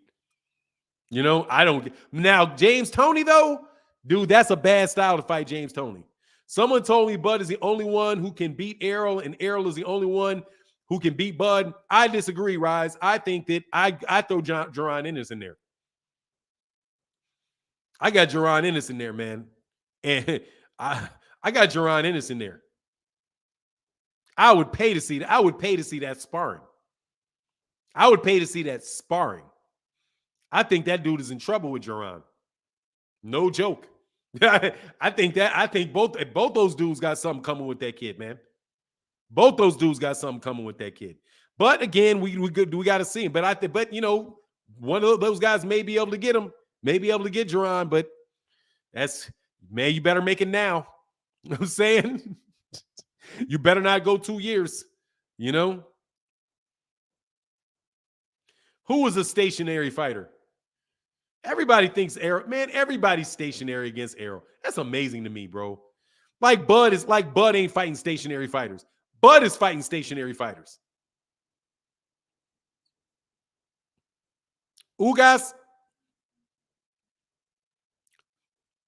everybody who has not fought a stationary fighter. Bud fights stationary fighters. Errol's not stationary. Errol, I don't think that they're stationary. I think he makes them that way. But Ugas does fight that style, though. Ugas does want to fight you, without a doubt. But Ugas, man, dude, Ugas can fight, man. Especially that style of fight. Ugas can really fight that style of fight, bro. And that is a Cuban fighter fighting the way that Cuban wants to fight against a southpaw. The Cubans are trained to fight against. Man, it's just going to be really good, bro. This is going to be real good. Mega Deuce said, I give the edge to Spence because of his work rate and preparation. Coach James always has a great game plan as well. Crawford has to back him up or drop him. Yeah, that's where I am. He's got to find a way to back Errol up. If Errol is just coming forward, and you're moving back, you're going to lose rounds. And you're going to get tired because it takes more to move back. And you're 35 years old. And you're 35. So 35, you don't want to do that. And Bud likes to fight, bro. Bud likes to fight. So Bud's going to fight. Bud ain't Mayweather. He's not Mayweather, bro. He's not going to be like, hey, let me get this win and walk out. That ain't going to happen. Errol's going to be hitting him, and Bud is going to be trying to get it back. You know what I mean? Which is why the thing that I really do like about Bud. Because Bud's a killer. Bud's a killer. As I switch it back a little bit to talk about why I do like Bud, Bud is a killer. Bud is trying to hurt you. Bud is trying to knock you. Bud likes to fight. Bud is not going to go 12-round decision. Let me jab and move for 12 rounds. He's not going to do that. That's not how he fights. You know what I mean? He literally is looking for something to hurt you, bro. He's looking to hurt you. He's looking to knock you out. And that's what Errol has to be concerned about. And that is known too. But we'll see. Rise Podcast says Spence in 10. I mean, hey, dude, that pressure is tough, bro. Bud has not been beaten up in fights. No, he's not been beaten up in fights. He ain't ever fought Errol either. But Errol ain't been beaten up in fights. Except for, he got in there with Sean Porter, and they had they were going at each other, bro. That fight was bananas.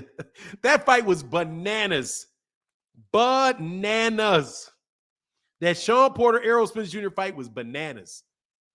Errol was fighting at a disadvantage on the inside against a short guy that likes to fight on the inside. And still was going at that brother. And still slipping his shots. So anyway, but it was nice, man. Bud is a bully. Watch what happens when EJ hurts him. Bud is a bully. I agree with that. Just because of the way he interacts with other people. He is a bit of a bully. You know what I mean? Who had a better performance against Porter? Spence or Bud? I don't think, I guess you'd have to say Bud.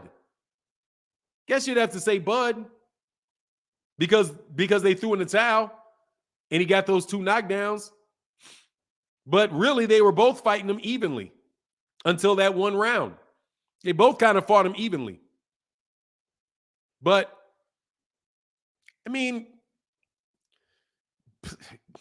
anyway, look, it's hard to, it's really hard for me to get off the fact his daddy threw in the towel. Okay? It's really hard for me because Bud threw in the towel. His dad, they quit. They quit. That's the hardest thing for me to get. He quit. His dad quit. That's really hard for me to get my head around, that his dad quit. You guys want to give him full, like he knocked this dude out and he was laid out unconscious. That's not the case, bro. They called that fight with him standing on his feet, literally jumping up and down, yelling. And they stopped that fight. That was one of the worst stoppages I've ever seen, bro. I was going to say that towel played a big part. Yeah, like the stoppage was trash. So it's hard for me to say, and the stoppage was trash. But that's not Bud's fault that he quit, but he quit. It's like, man, this dude quit. Like, you're going to quit against him, and you can see Errol's disgust. Like, bro, you're going to quit. You're going to fight to the death against me, but you're going to quit against him?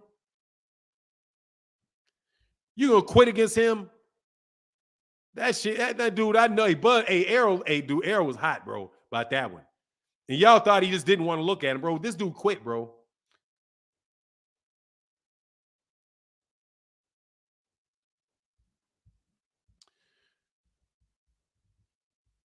Buck 50 said, people think that Bud fought the same Porter. Yeah, he didn't. Much love in that super chat, brother. Thank you for that support. Mr. Donna Strong said, think about it for 9. If I beat up 3 guys in school and those same guys gave you a hard time, is this not a reason for me to be confident? You can be confident. Don't matter if you could be confident. That doesn't mean you're going to beat me. Bud can be confident. Bud can be very confident. Be confident. No need for scenarios. Bud has a reason to be very confident against Errol Spence. He hasn't lost as a professional. And he's knocked out 6 straight guys at welterweight. Right? He's got a lot of reason to be confident. Just because you beat up the same 3 guys that I beat up doesn't mean you beat me up.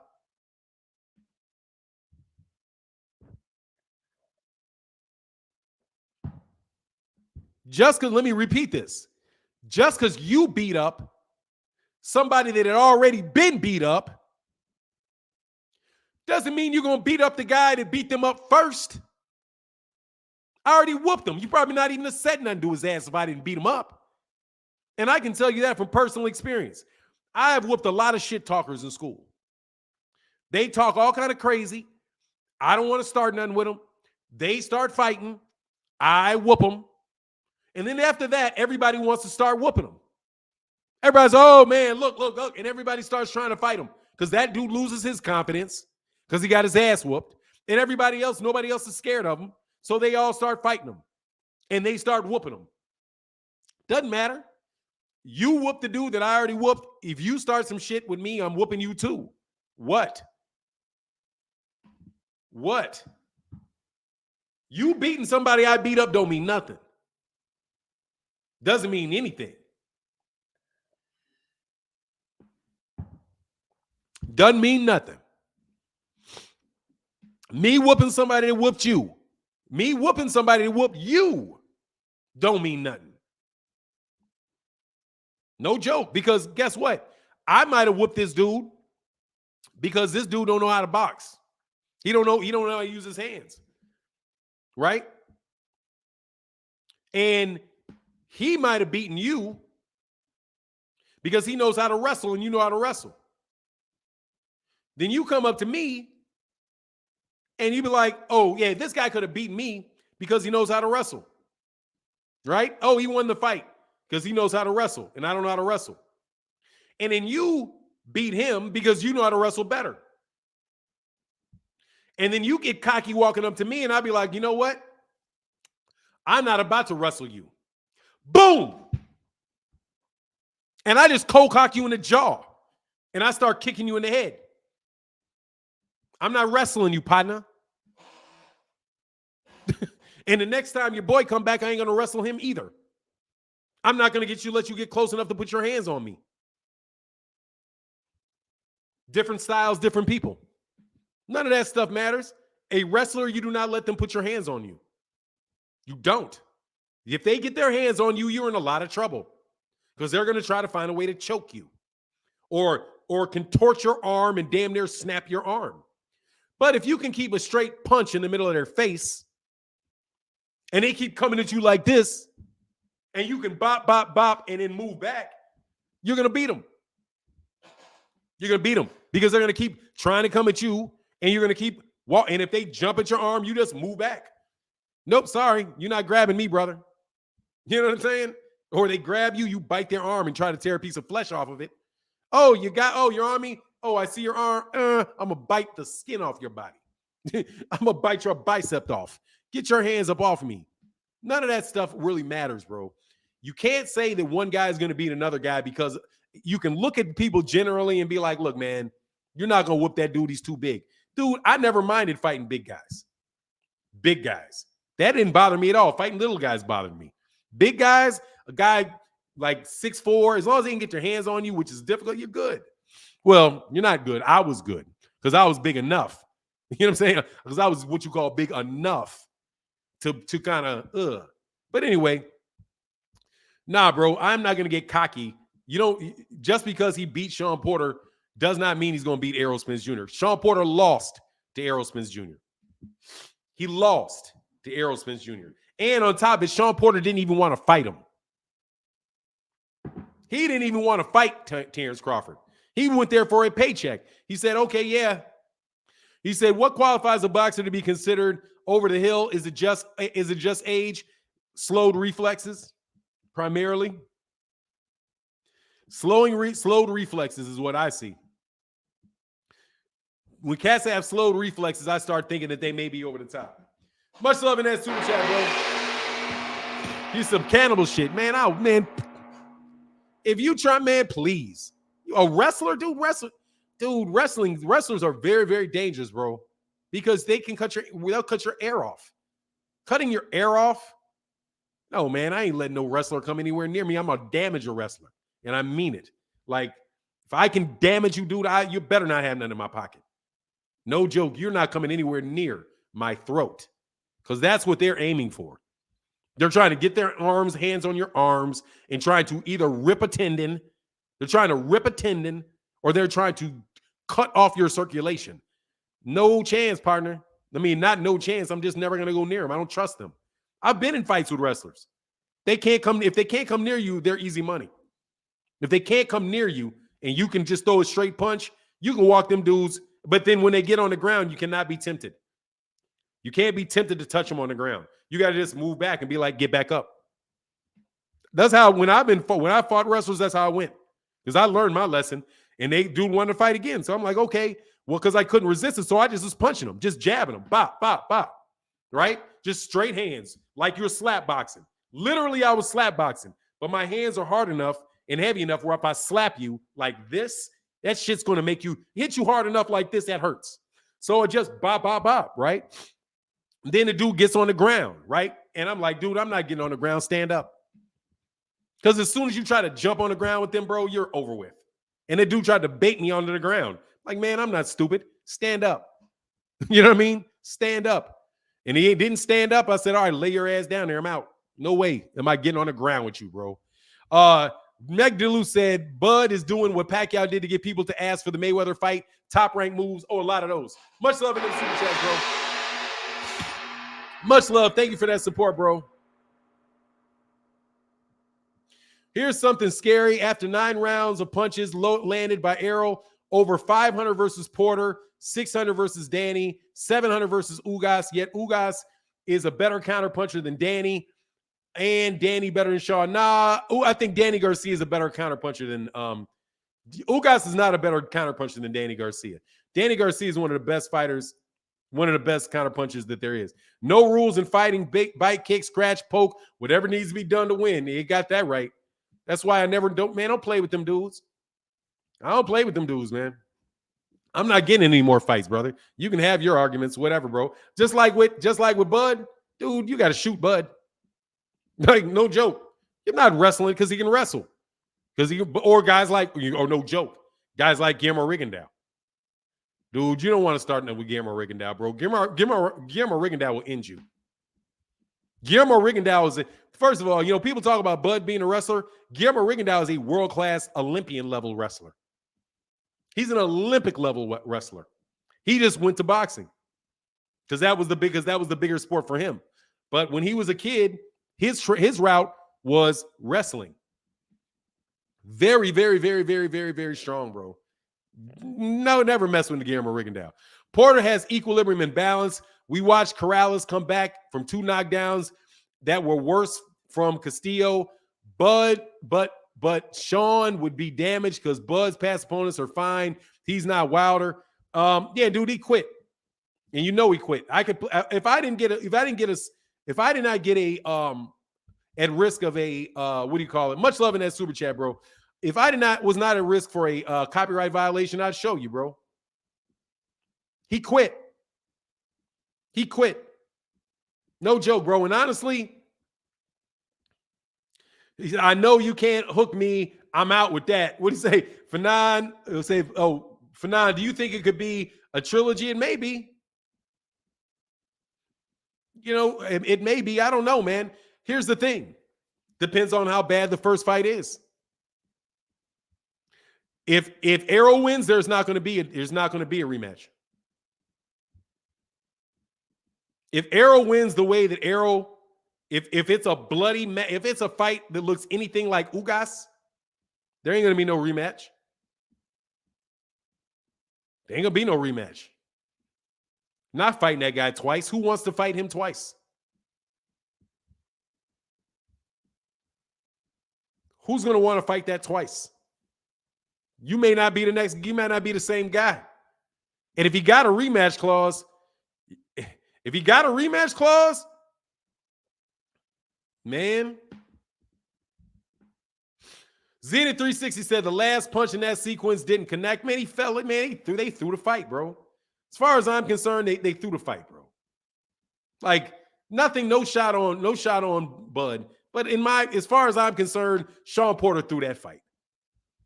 Sean was not trying to win that fight, bro. His daddy wasn't trying to win the fight. They didn't have no hunger in that fight. He runs up, gets dropped 2 times, and quits. Hey, John Boy in that building. Much love in that super chat, bro, for some support. Thank you, brother. That means a lot, man. They quit. They quit in that fight. They quit. Just like Amir Khan quit. Amir Khan quit. I'm trying to tell you, man. You remember the Lomachenko shit? You remember the Lomachenko stuff? Hey, much love in that Cash App, brother. Thank you so much support for the Cash App, brother. That really does mean a ton, brother. Thank you so much for your support in the Cash App. Let me make sure I say what's up to y'all because I was a little slow on it. My man, Mr. Hogan said, Holiday with the love. Hey, man, much love, Holiday. Thank you for that love in that Cash App. Big time in the Cash App, brother. Thank you so much for that support. And my man, Mr. Williams in the building with the big 200 yellow in the building. Thank you so much for that support. Thank you so much for your support. That means a lot in the super chat. Thank you, man. That means a lot. I'm not going to give anybody a financial lesson. However, what is it? Let me see.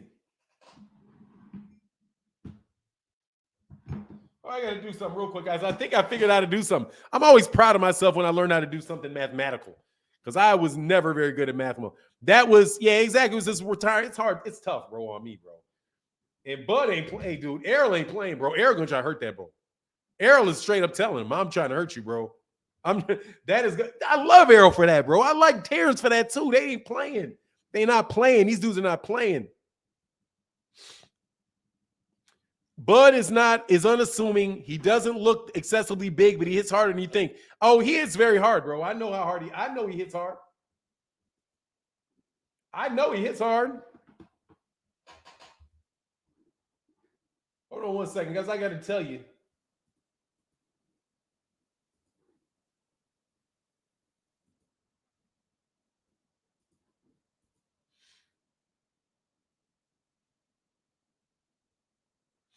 That's how you do that.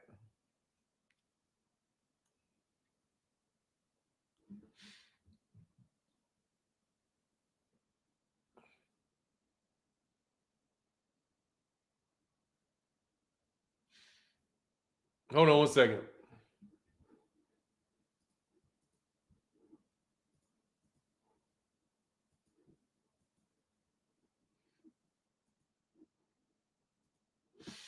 Yeah, that's a that's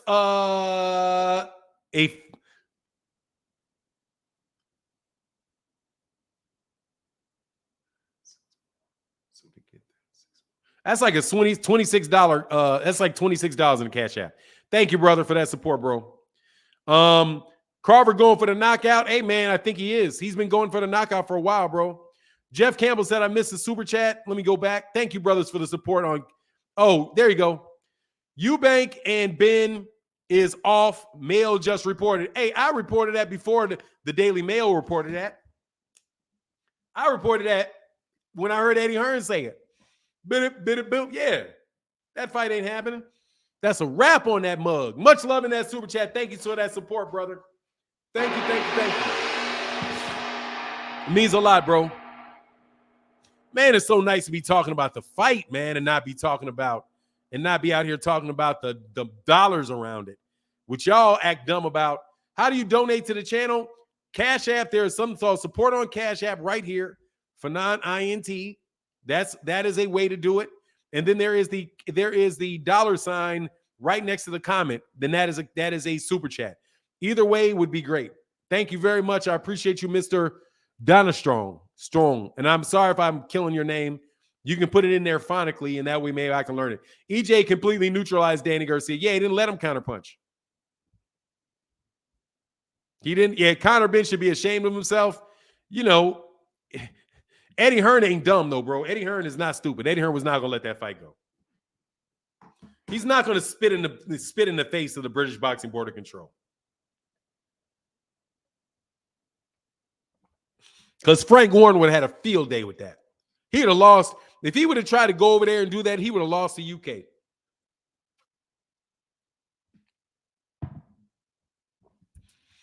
I said, that's okay. Thanks, man. Sorry about that. You missed, Carl Dickinson said you missed my super chat. I didn't. I think I just read it. You just told me that the fight was off. Carl Dickerson said, Eubank versus Ben is off. Daily Mail just reported. I heard that. And good. Because now go ahead and suspend him. Now go test that B sample and suspend him. I love this is two alpha males with no fear of losing and only want to conquer the other. Epic fight ahead. Absolutely. What's going on? E-Moneybag said them UK dudes been dirty. Very dirty. Man, come on, man. Man, a lot of them European dudes, not just UK dudes, them European dudes be dirty. On another level, bro. They be banning whole countries.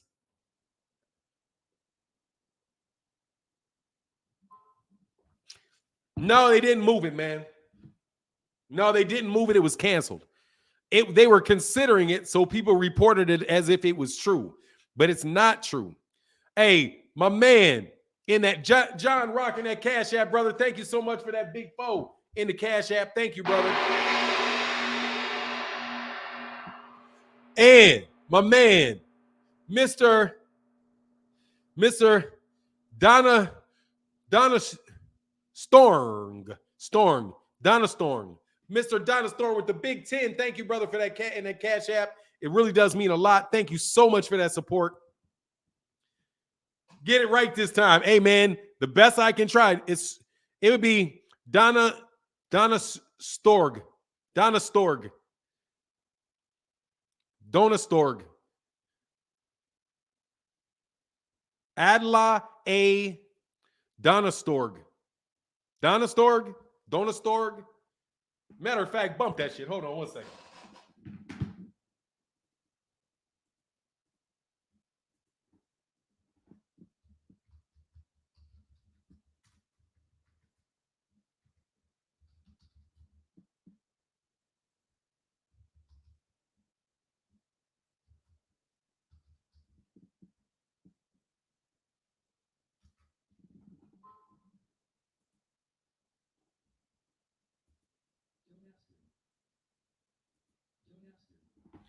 Donasterg. Much love to my man, Mr. Donasterg. Mr. Donasterg. Got you, brother. Donasterg.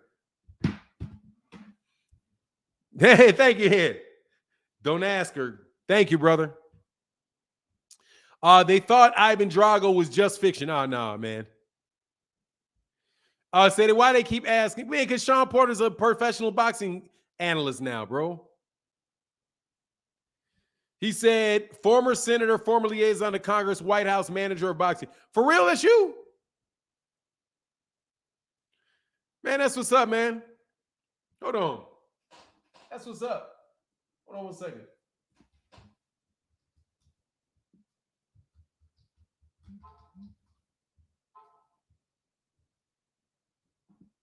Yeah, man, that's what's up, bro. That's what's up, man. From the Virgin Islands, hey, that's what's up.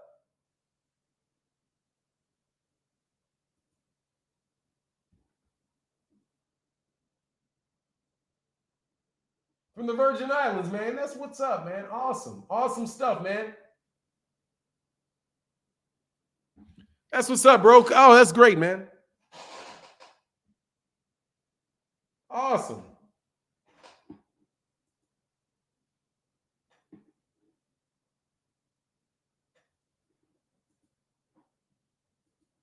All right, I just sent you a LinkedIn connection.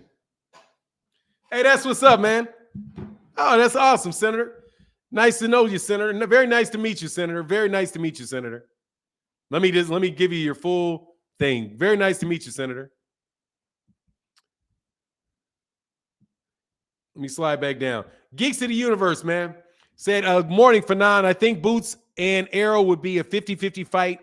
They both got iron chins. It would be who wants it more. What's your opinion? Do you give Errol a chance, or do you think Boots watch them? I don't, dude. Honestly, man, I out of respect to Errol, I'm gonna pick Errol. I'm gonna say I give the edge to Errol because I know Errol is a little bit more, ready. However, I will tell you this, dude. I don't know about that fight. I'll just tell you, I don't know about that fight. That's a hell of a fight, bro. That's a hell of a fight right there, man. That's a hell of a fight. That's a hell of a fight. Right? That's a hell of a fight, bro. Hell of a fight. Oh, yeah, I sent the LinkedIn, I have a professional life, too. St. Croix in the building. What's up? That's what's up. Ain't beat no damn Boots. Spence ain't beat no damn Boots. It's tough, bro. That's a tough fight, dog. Seriously. I don't even want to talk about it. I don't want to talk about it, bro, because I will tell you, dude, if there's somebody that can beat Boots, it's going to be Errol. Errol's a hell, man. That's a hell of that dude right there. Ain't no joke, man. Hey, ain't no joke, man. That guy ain't no joke. Ain't no joke. I think Errol has a lot of skills he hasn't displayed yet. Yeah, no doubt, bro. We'll see. Boots being ambidextrous will pose a problem for Spence. I don't know, man. I don't know. I don't know if it will or if it won't. But I tell you, man, I don't like picking people against Boots. I really don't. For a different reason that I don't like to pick people beating Spence. Because, dude, first of all, let me tell you, from what I see, dude, Errol is not slipping. Errol is not. I said, I think this is why I think Crawford will give Spence a problem. Oh, yeah, I think he'll give him problems for sure. I definitely think he'll give him problems for sure. I think they'll both give each other problems, but I'm talking about who's going to win the fight. And I go with the guy with the volume and the pressure, the volume, over a guy that starts slow and is looking for a knockout. Like he's going to have to start. He's going to have to hit every arrow from the jump. Like just be able to catch him with anything. And again, I'm telling you, Boots is slick. Yeah, he's slick. He is slick, but he's really aggressive. I hope to get to see these fights. I can care less about the outcome. That's fair. That pressure and body tag is a problem for everyone. Yeah, that's just me. It's just that style of fighter. That style of fighter is tough. But again, I want to go back to James Toney. If he can fight like James Toney, Yes, I'll take Terence Crawford. He can fight. If he can fight like James Toney. If he cannot, but I've never seen him fight like James Toney. James Toney said, well, he'll see him like, they're like, oh, he'll get him because if he does this, he does this, he does this. Man, that's how you fight, James. That's how you fight. That's not how he fights. You don't fight like that. I mean, he don't fight like that. He's not standing on the inside, slipping shots, countering people. He's not doing all of that, man. He's not doing all of that. Like when James Toney said that, he's like, man, this is why you can't beat him and knock him out because James thinks that this dude fights like he does. Man, Terence Crawford does not fight like you. He don't fight like you, man. He doesn't fight like you. If he does that, then give me Terence. I mean it. If he can fight like James Toney, then okay, I'll be, whoa, that's a different thing altogether. Because now you're dealing with somebody that the more pressure you put on him, the worse it gets for you. Because that is James Toney. You can't stand right there with James Toney trying to throw a lot of punches. Because James Toney is going to stand right there, what you call it, flat-footed. He's going to stand there flat-footed, and he is going to slip and counter you all day. Not really throwing big shots, but just countering you over and over and over again. James Toney is one of my favorite fighters ever. Love James Toney style. But when James Toney said that Bud just he'll fight him like I fight him, bro, that's how you would fight him. And if you fought him like that, that would be trouble for Errol. It would be. But James Toney is different than he is. That's a different style of fight. Like it's a different style of fighter, bro. It's a different style of fighter. Anyway, which fighter gets hit more between Spence and Bud? Spence gets hit more because Errol is in there. But Bud gets hit. They both get hit. Yeah, like James Toney. Yeah, James not that dude. He can't fight that type of fight, bro. Or he's gonna walk out that ring talking like James Toney right away. Like he gonna come out that ring sounding like James Toney. Nah, James, don't do that, dog. Don't do that. Yeah, man, that's one of my favorite fighters. That's one of my favorite fight that I can remember seeing live is James Toney, Vasily Jurov. Man, James Toney is like that, bro. James Toney is like that, man. He's just like that. Yeah, but I mean, Spence is the one. Dude, Spence has been. Look, he fought Ugas, man. If he knocked out Ugas, I'd be different. Hey, man, much love in that cash app from my man, Jim Jean-Pierre in the building. Much love, brother. Thank you so much for that support, bro. He said, good morning, bro. Blessings. Thank you for that support on the Super Chat Thursday, man. It means a lot, brother. Thank you. Thank you for that support, bro. But it's going to be fun, man. It's going to be fun. So what questions y'all got for me? I wish I had some more coffee, but I can only drink one cup of coffee a day. I'm on. Xena360 said it depends on if you believe the stats. According to Spence, he takes 1 to 3 more punches around, which is crazy considering the difference in volume. Spence should get hit more since he lands more. Oh, so if it's that close, how much you hit with? Let me wonder what the differential is. I guess I can look up this. Hold on, man.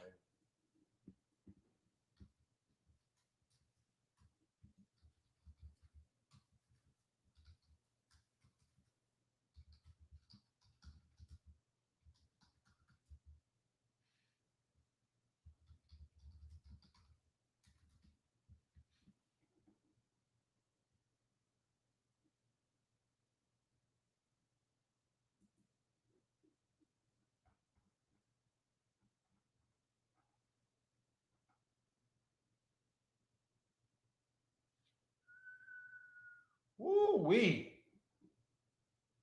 Ooh-wee. Them pay-per-views look terrible.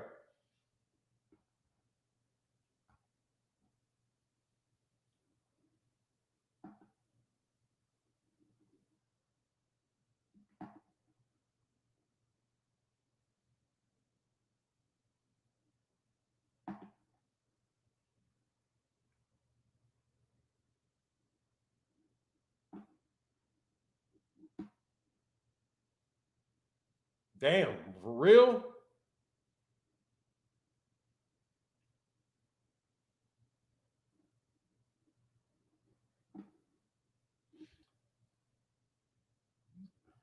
Man, Sean Porter outlanded him in power shots. And he landed 94 punches on Sean Porter in 10 rounds, bro. 94 punches in 10 rounds.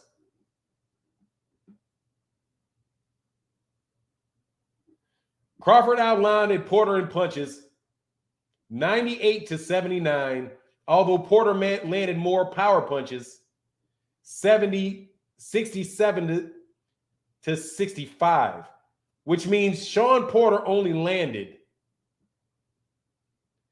31. He landed 12 jabs. Again, he landed 12 jabs against in 10 rounds. 12 jabs. He landed 12 jabs. 12.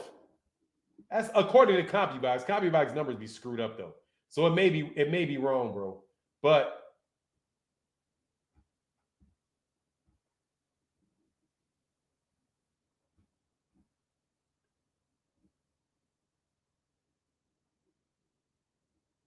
they don't give. Yeah, I don't see it there. Hold on.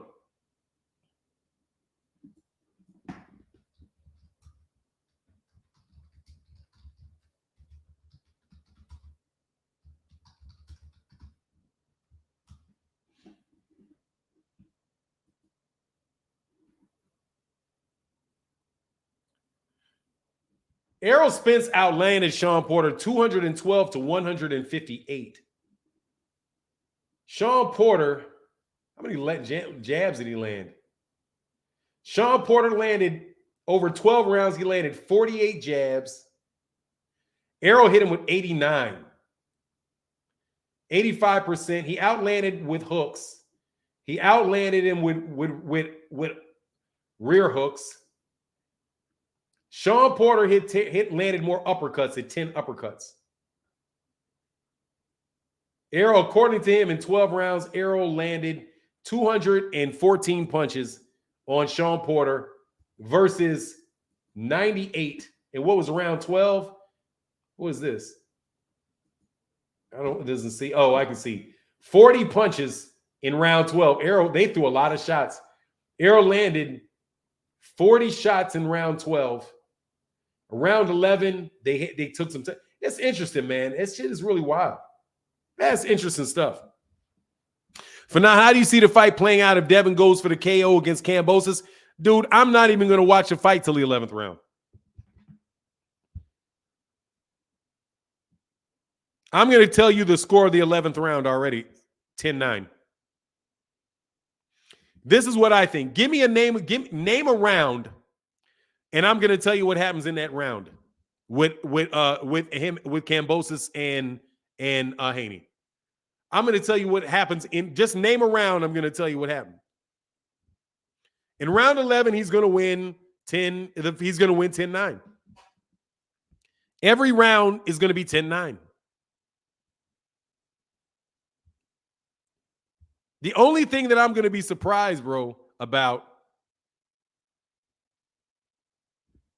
this is the guy. Oh, let me see. Oh, you talking about Dan? Yeah, Kenobi dude that I used to follow, but I don't anymore. Total punches landed per round in welterweight. Errol is 24.1. Jamal James 18.6. Keith Thurman 17.7. Eubank Ugas 17.6. Bud is 15.8, and he's low. Yeah, that's what I'm telling you right there. That's it right there.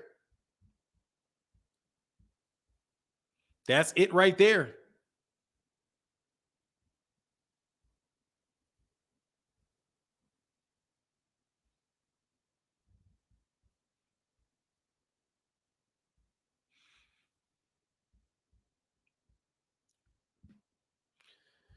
That's it right there. That's what I'm talking about. Errol lands 6 more punches around. You're going to lose. If this maintains, you're going to lose.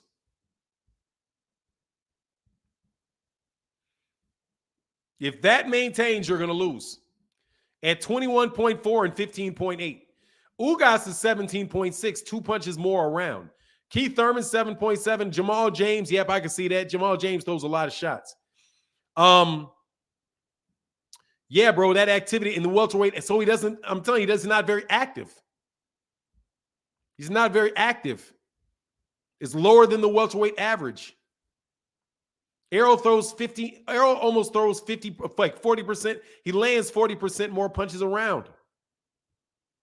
That's why I say I don't think he's going to. If they both fight their fight, and there are no knockdowns, and there is no knockout, then I'm going to take Errol to win. Because Errol's put out punch is so much bigger than Terence. You know what I'm saying? It's really, really, it's high. Now you can look and see what people's punch output was. What is this? Boxstat.com. Search. Anyway, but like I said, CompuBox is only so reliable. It's only so reliable. Bud is going to make Spence look normal. Okay. If you say so. What's round 7? You think, no, I'm the first of all, I don't want to talk. Dude, you got to pay me to talk about Haney. You got to pay me to talk about Haney. Put your money in the chat, bro. That's my new rule. I'm not talking about, if you don't pay me, I'm not talking about him. That's my new, I'm going to apply by the same rule everybody else does. If you don't pay me to talk about him, I ain't talking about him. No free shit.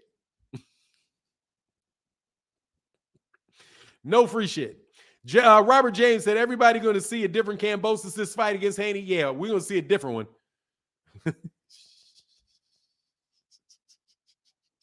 We're going to see a different one, all right? One that is there to pick a paycheck up. And maybe we less starstruck, bro. Bro trying to make his punches count more to get knockout downs. And yeah, he is. Absolutely. He is. That's what I'm saying. But look, like I said, he's going to have to knock him down or he's going to have to knock him out to get that win. Telling you, you got to do something to win. Okay? There's no special rule books for fighters. Okay? All right? All the rules of boxing apply to every fighter equally. At least they're supposed to. You know? At least they're supposed to. Bud will have to slow down the pace of the fight. That's not going to happen. He's not going to slow down the pace of the fight. He's not going to slow down the pace of the fight. I'm already going to tell you, I do not believe he can slow down the pace of the fight. He's going to have to catch Errol with something.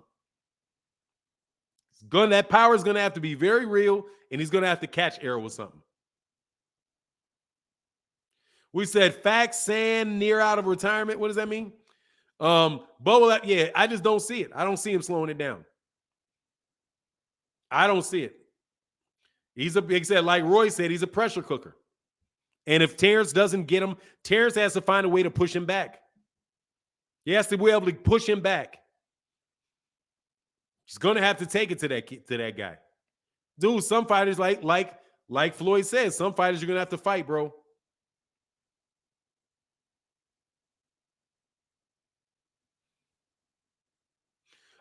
Andy's Ortiz said, what up, Fanon, in the chat. You also have to take into account all types of hard punches, Spence throws, and scent block, but will wear you down. Yeah, I mean, look, dude, I'm talking about from a scorecard standpoint and the way that judges judge. If this guy is throwing and connecting with you at a higher rate than you are throwing and connecting with him, you're going to lose that round. Errol is going to win a lot of fights on the scorecard because Errol throws a lot of punches. And if you can't hurt him and you are throwing a lot of punches and you can't hurt him and he's throwing a lot of punches at your body and all of that stuff, dude, you're going to get tired as the fight goes on and that knockout will not be there. If he can go at you early in the fight and he is pressuring you and he's hitting you, bro, what is the chance of that dude tiring out? He ain't going to tire out, and he looks like he's in tremendous shape. That's what I'm saying, man. That's why I say Bud needs a knockout. Bud needs a knockout. Now, that's what James Toney says he's going to knock him out. So James Toney says he's going to knock him out. You guys say you're going to knock him out. That's what's up. Hold on 1 second. Let me, you guys got the Twitter. You guys got my Twitter things.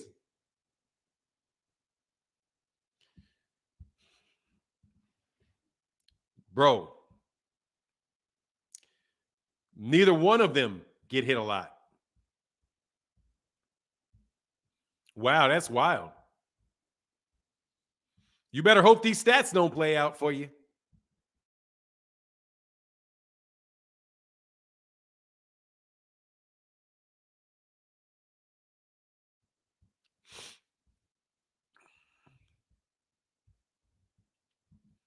That's oh, sorry, hold on.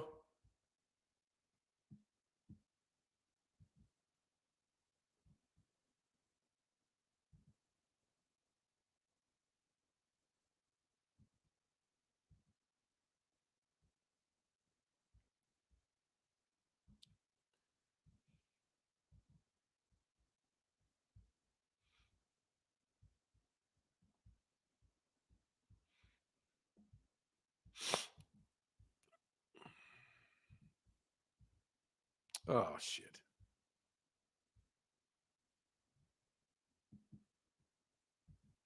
Yes, top defenders at welterweight. Opponents: Terence Crawford 7.5 per punches landed per round. Slows down the fight. It's a slow-paced fight. Errol is he's getting hit 9.7 times, but he's throwing 60. What is it? What was it? 6 more punches? Or 21 to 15. So he's landing 6 more punches. And Terence is getting hit with only 2 more punches. Errol, it means Errol is hitting and he's excellent defensively. Means he's offensive and defensive at the same time. If he is the number 2 defensive fighter at welterweight and the number 1 offensive, and Terence is the number 1 defensive, and then and below average offensively, you will see why I say Terence Crawford is going to need a knockdown to win the fight. He's going to need multiple knockdowns. I should pull that up again, but I think I closed that thing. I wish I wouldn't have closed it. But yeah, man, that's a lot. Mr. J said, Bud stops Errol, Charlo, Canelo, and James Toney. Seriously, though, it's a 50-50 fight, and I'm Team Bud. Yeah, yeah, bro. Yeah, that's a major pace difference. Yeah, Jim. Yeah, Mr. Riley, that's a major pace difference. And that's what I'm saying. That's why I say that. Terence Crawford, according to this, from what I see, Bud is going to need to knock him down or knock him out. Multiple knockdowns or knock him out to win the fight because he doesn't throw enough, because he does not throw enough. Oh, so here you go. Thank you, brother. He put it back up in. Put it back up there for me. So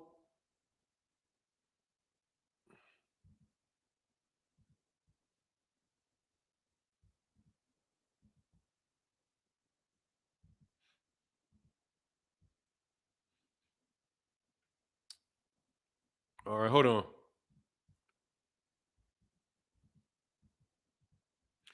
Let's get rid of this. Do the offensive one. Oh, I just got to share. Oh, I'm sorry. I also got to share this. Okay, that's how I do it. I got to get better at this. Hold on 1 second.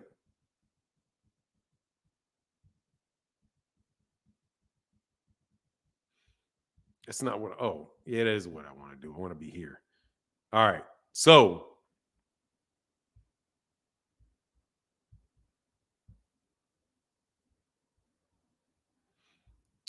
Can I do this and just minimize that?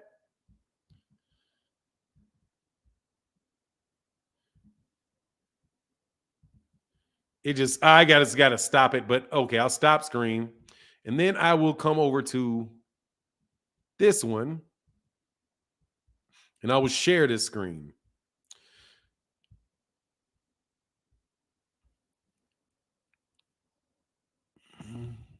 There you go. That's going to be that one right there.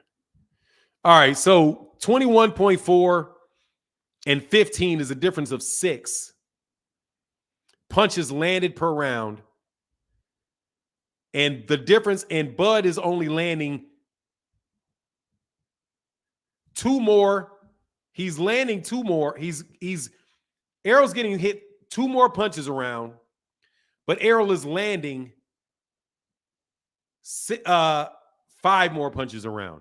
That tells you that's a significant, in landing 21 punches around. It'd be interesting to see how many punches they throw per round.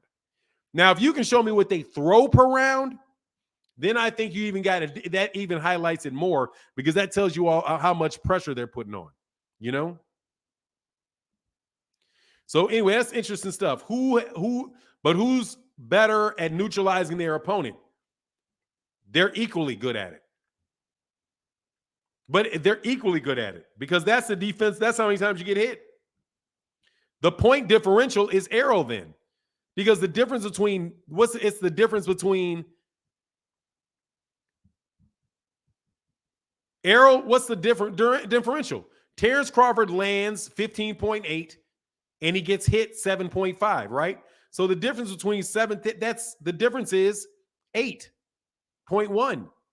Errol's differential is 21 minus 9.7, which is almost 12, or 11.7. 11.7. So Errol is, according to these stats, and these stats only mean so much. According to the stats, Errol is. Because Errol's, how many times he gets hit versus how many times he hits you is 11. And the difference for Bud is 7. 7 hits, lands 7 more punches around than his opponent does. Errol lands 11 more punches around, almost 12 more punches per round. Over the course of the fight, dude, that's 120 extra punches. That's a lot. Sean Porter, the number went down, but that's a lot of punches, bro. John Boy, much love in that super chat to my man John Boy. Said, good morning, guys. Talk to you later. Back at the DRs. Yes, sir. Thank you, bro. Back at the doctors. Oh, I hope everything's going well at the doctors, brother. Hope everything's going well for you at the doctors, man. Spence ain't fighting no better competition. Got 6 losses. He is fighting better competition. What are you talking about? Danny never beat anyone to 147. Mention he robbed Herrera. And first of all, Bob Barker, let me be very clear with you. Errol has fought better competition at 147. Errol has. Errol fought Kell Brook. Kell Brook had less losses when Errol fought him than Bud fought him. Errol fought Sean Porter. Keith he fought Danny Garcia. Danny Garcia is as good a win as Bud has in his career. Let me repeat. Danny Garcia is a better win for Errol Spence Jr. than Terence Crawford has against anybody in his career. And hold on. I got to check something, bro. Because you just threw out some shit that's going to get you thrown out. Ain't no way on this planet he got to do what you said is true, bro.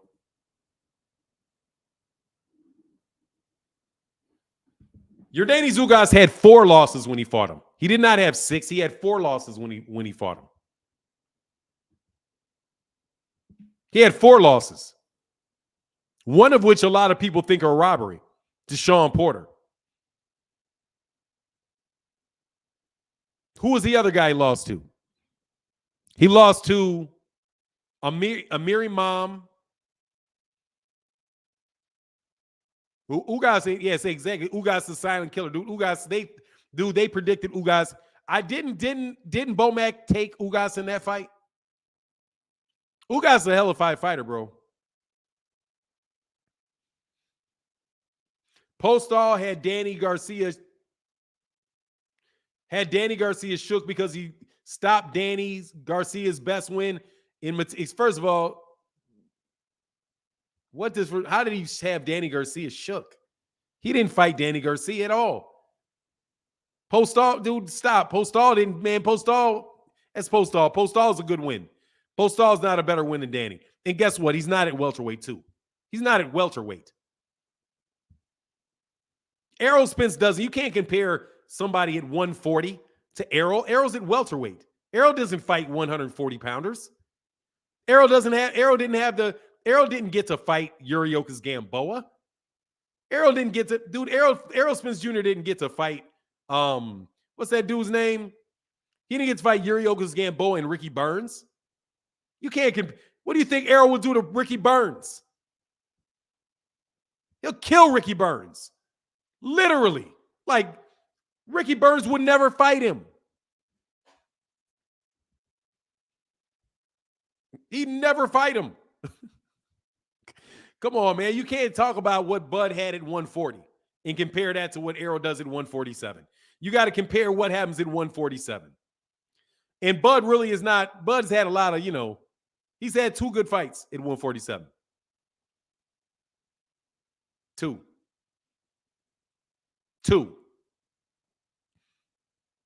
Really none. Honestly.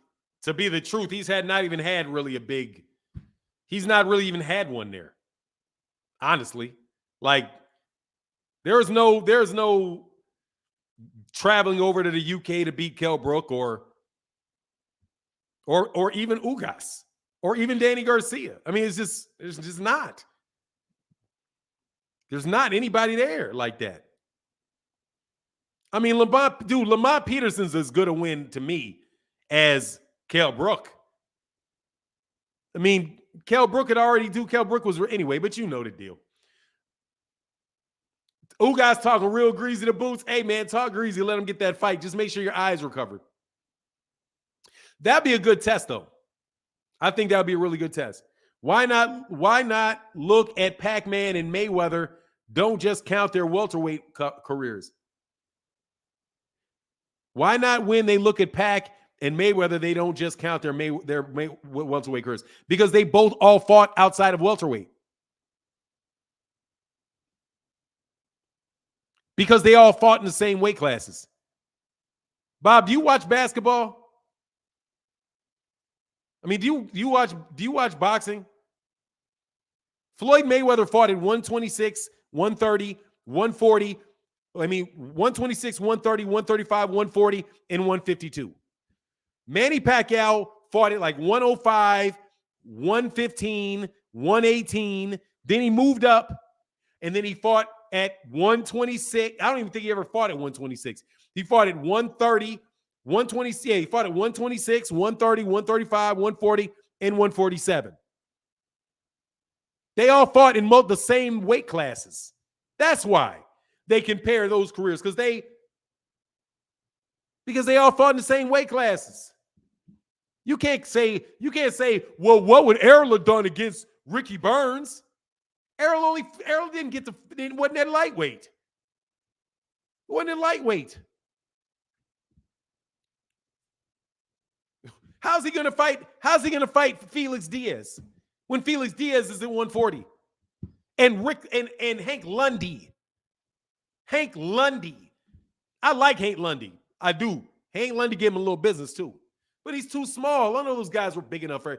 He's way bigger than all those guys he fought. Only time he started fighting guys his own size is at 140. He started fighting his own guys his own size at 140, bro. Like, those guys were smaller. I mean, maybe there were some 135s that are down there were really big too. Like Thomas Delorme may have been. What was Thomas Delorme? 140? I mean, this is serious. This is easy, bro. That's why you do that. Because they all fought at the same, because they literally fought in the same weight class. Floyd and Manny. They both fought multiple weight classes. If Errol had come from 135 to 140 and now is at 147, you could say, okay, well, let's talk about what he did at 135. Because Errol was at 135. But since he wasn't at 135 and he began his career basically at welterweight, all he's done for 28 fights is fought welterweights. Bud has fought 7 welterweights. Errol has fought 28 of them. You see the difference? Errol, let me see how many welterweights Bud fought. Bud fought Jeff Horn. He fought, who did he fight after Jeff Horn? Jose Benavidez. He fought Amir Khan. He fought Kell Brook. He fought Egis Kavaliauskas, and he fought Sean Porter. He's fought 6 welterweights. Errol has fought 28 welterweights. Right? 28. So how are you going to compare? You're going to compare those lightweights to welterweights? I would say probably you shouldn't do that. Yeah, I mean, Bud is a welterweight. Bud has been a welterweight. Very definitely a welterweight. Anyway, but it is what it is. Hey, man, I'm going to get up out of here. Mikey is bigger than Gamboa, and Bud said that's his best win. Mikey is bigger than Gamboa. Oh, Mikey Garcia is definitely a better win then. But Gay said Gamboa was his best win because of how he had to overcome getting hurt. No, I said Benavidez second. I said Jose Benavidez second. I'm pretty sure I did. Horn, Benavidez,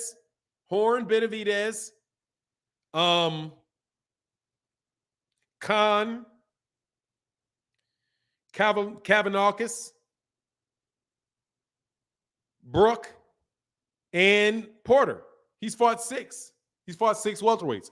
Errol has 28 fights, I do believe. I do believe he's got 28 fights. He's fought 28 welterweights. And actually, I think 2 of them might have been 154 pounds. You know? I just don't think you can do that. That's not fair to Errol. To say, man, what would you do with Ricky Burns? I mean, what do you doubt for a second? Do you doubt for a second that Errol Spence Jr. is going to beat Ricky Burns and Victor Postol or Felix Diaz or Hank Lundy or Julius Ndungo? I mean, do you doubt that seriously? Anyway, look, I got to get out of here. Much love to everybody in the chat, everybody in the super chat. Thank you guys so much for your support today. We will be back tomorrow, but I got to get up out of here. And with that, we out. Deuces.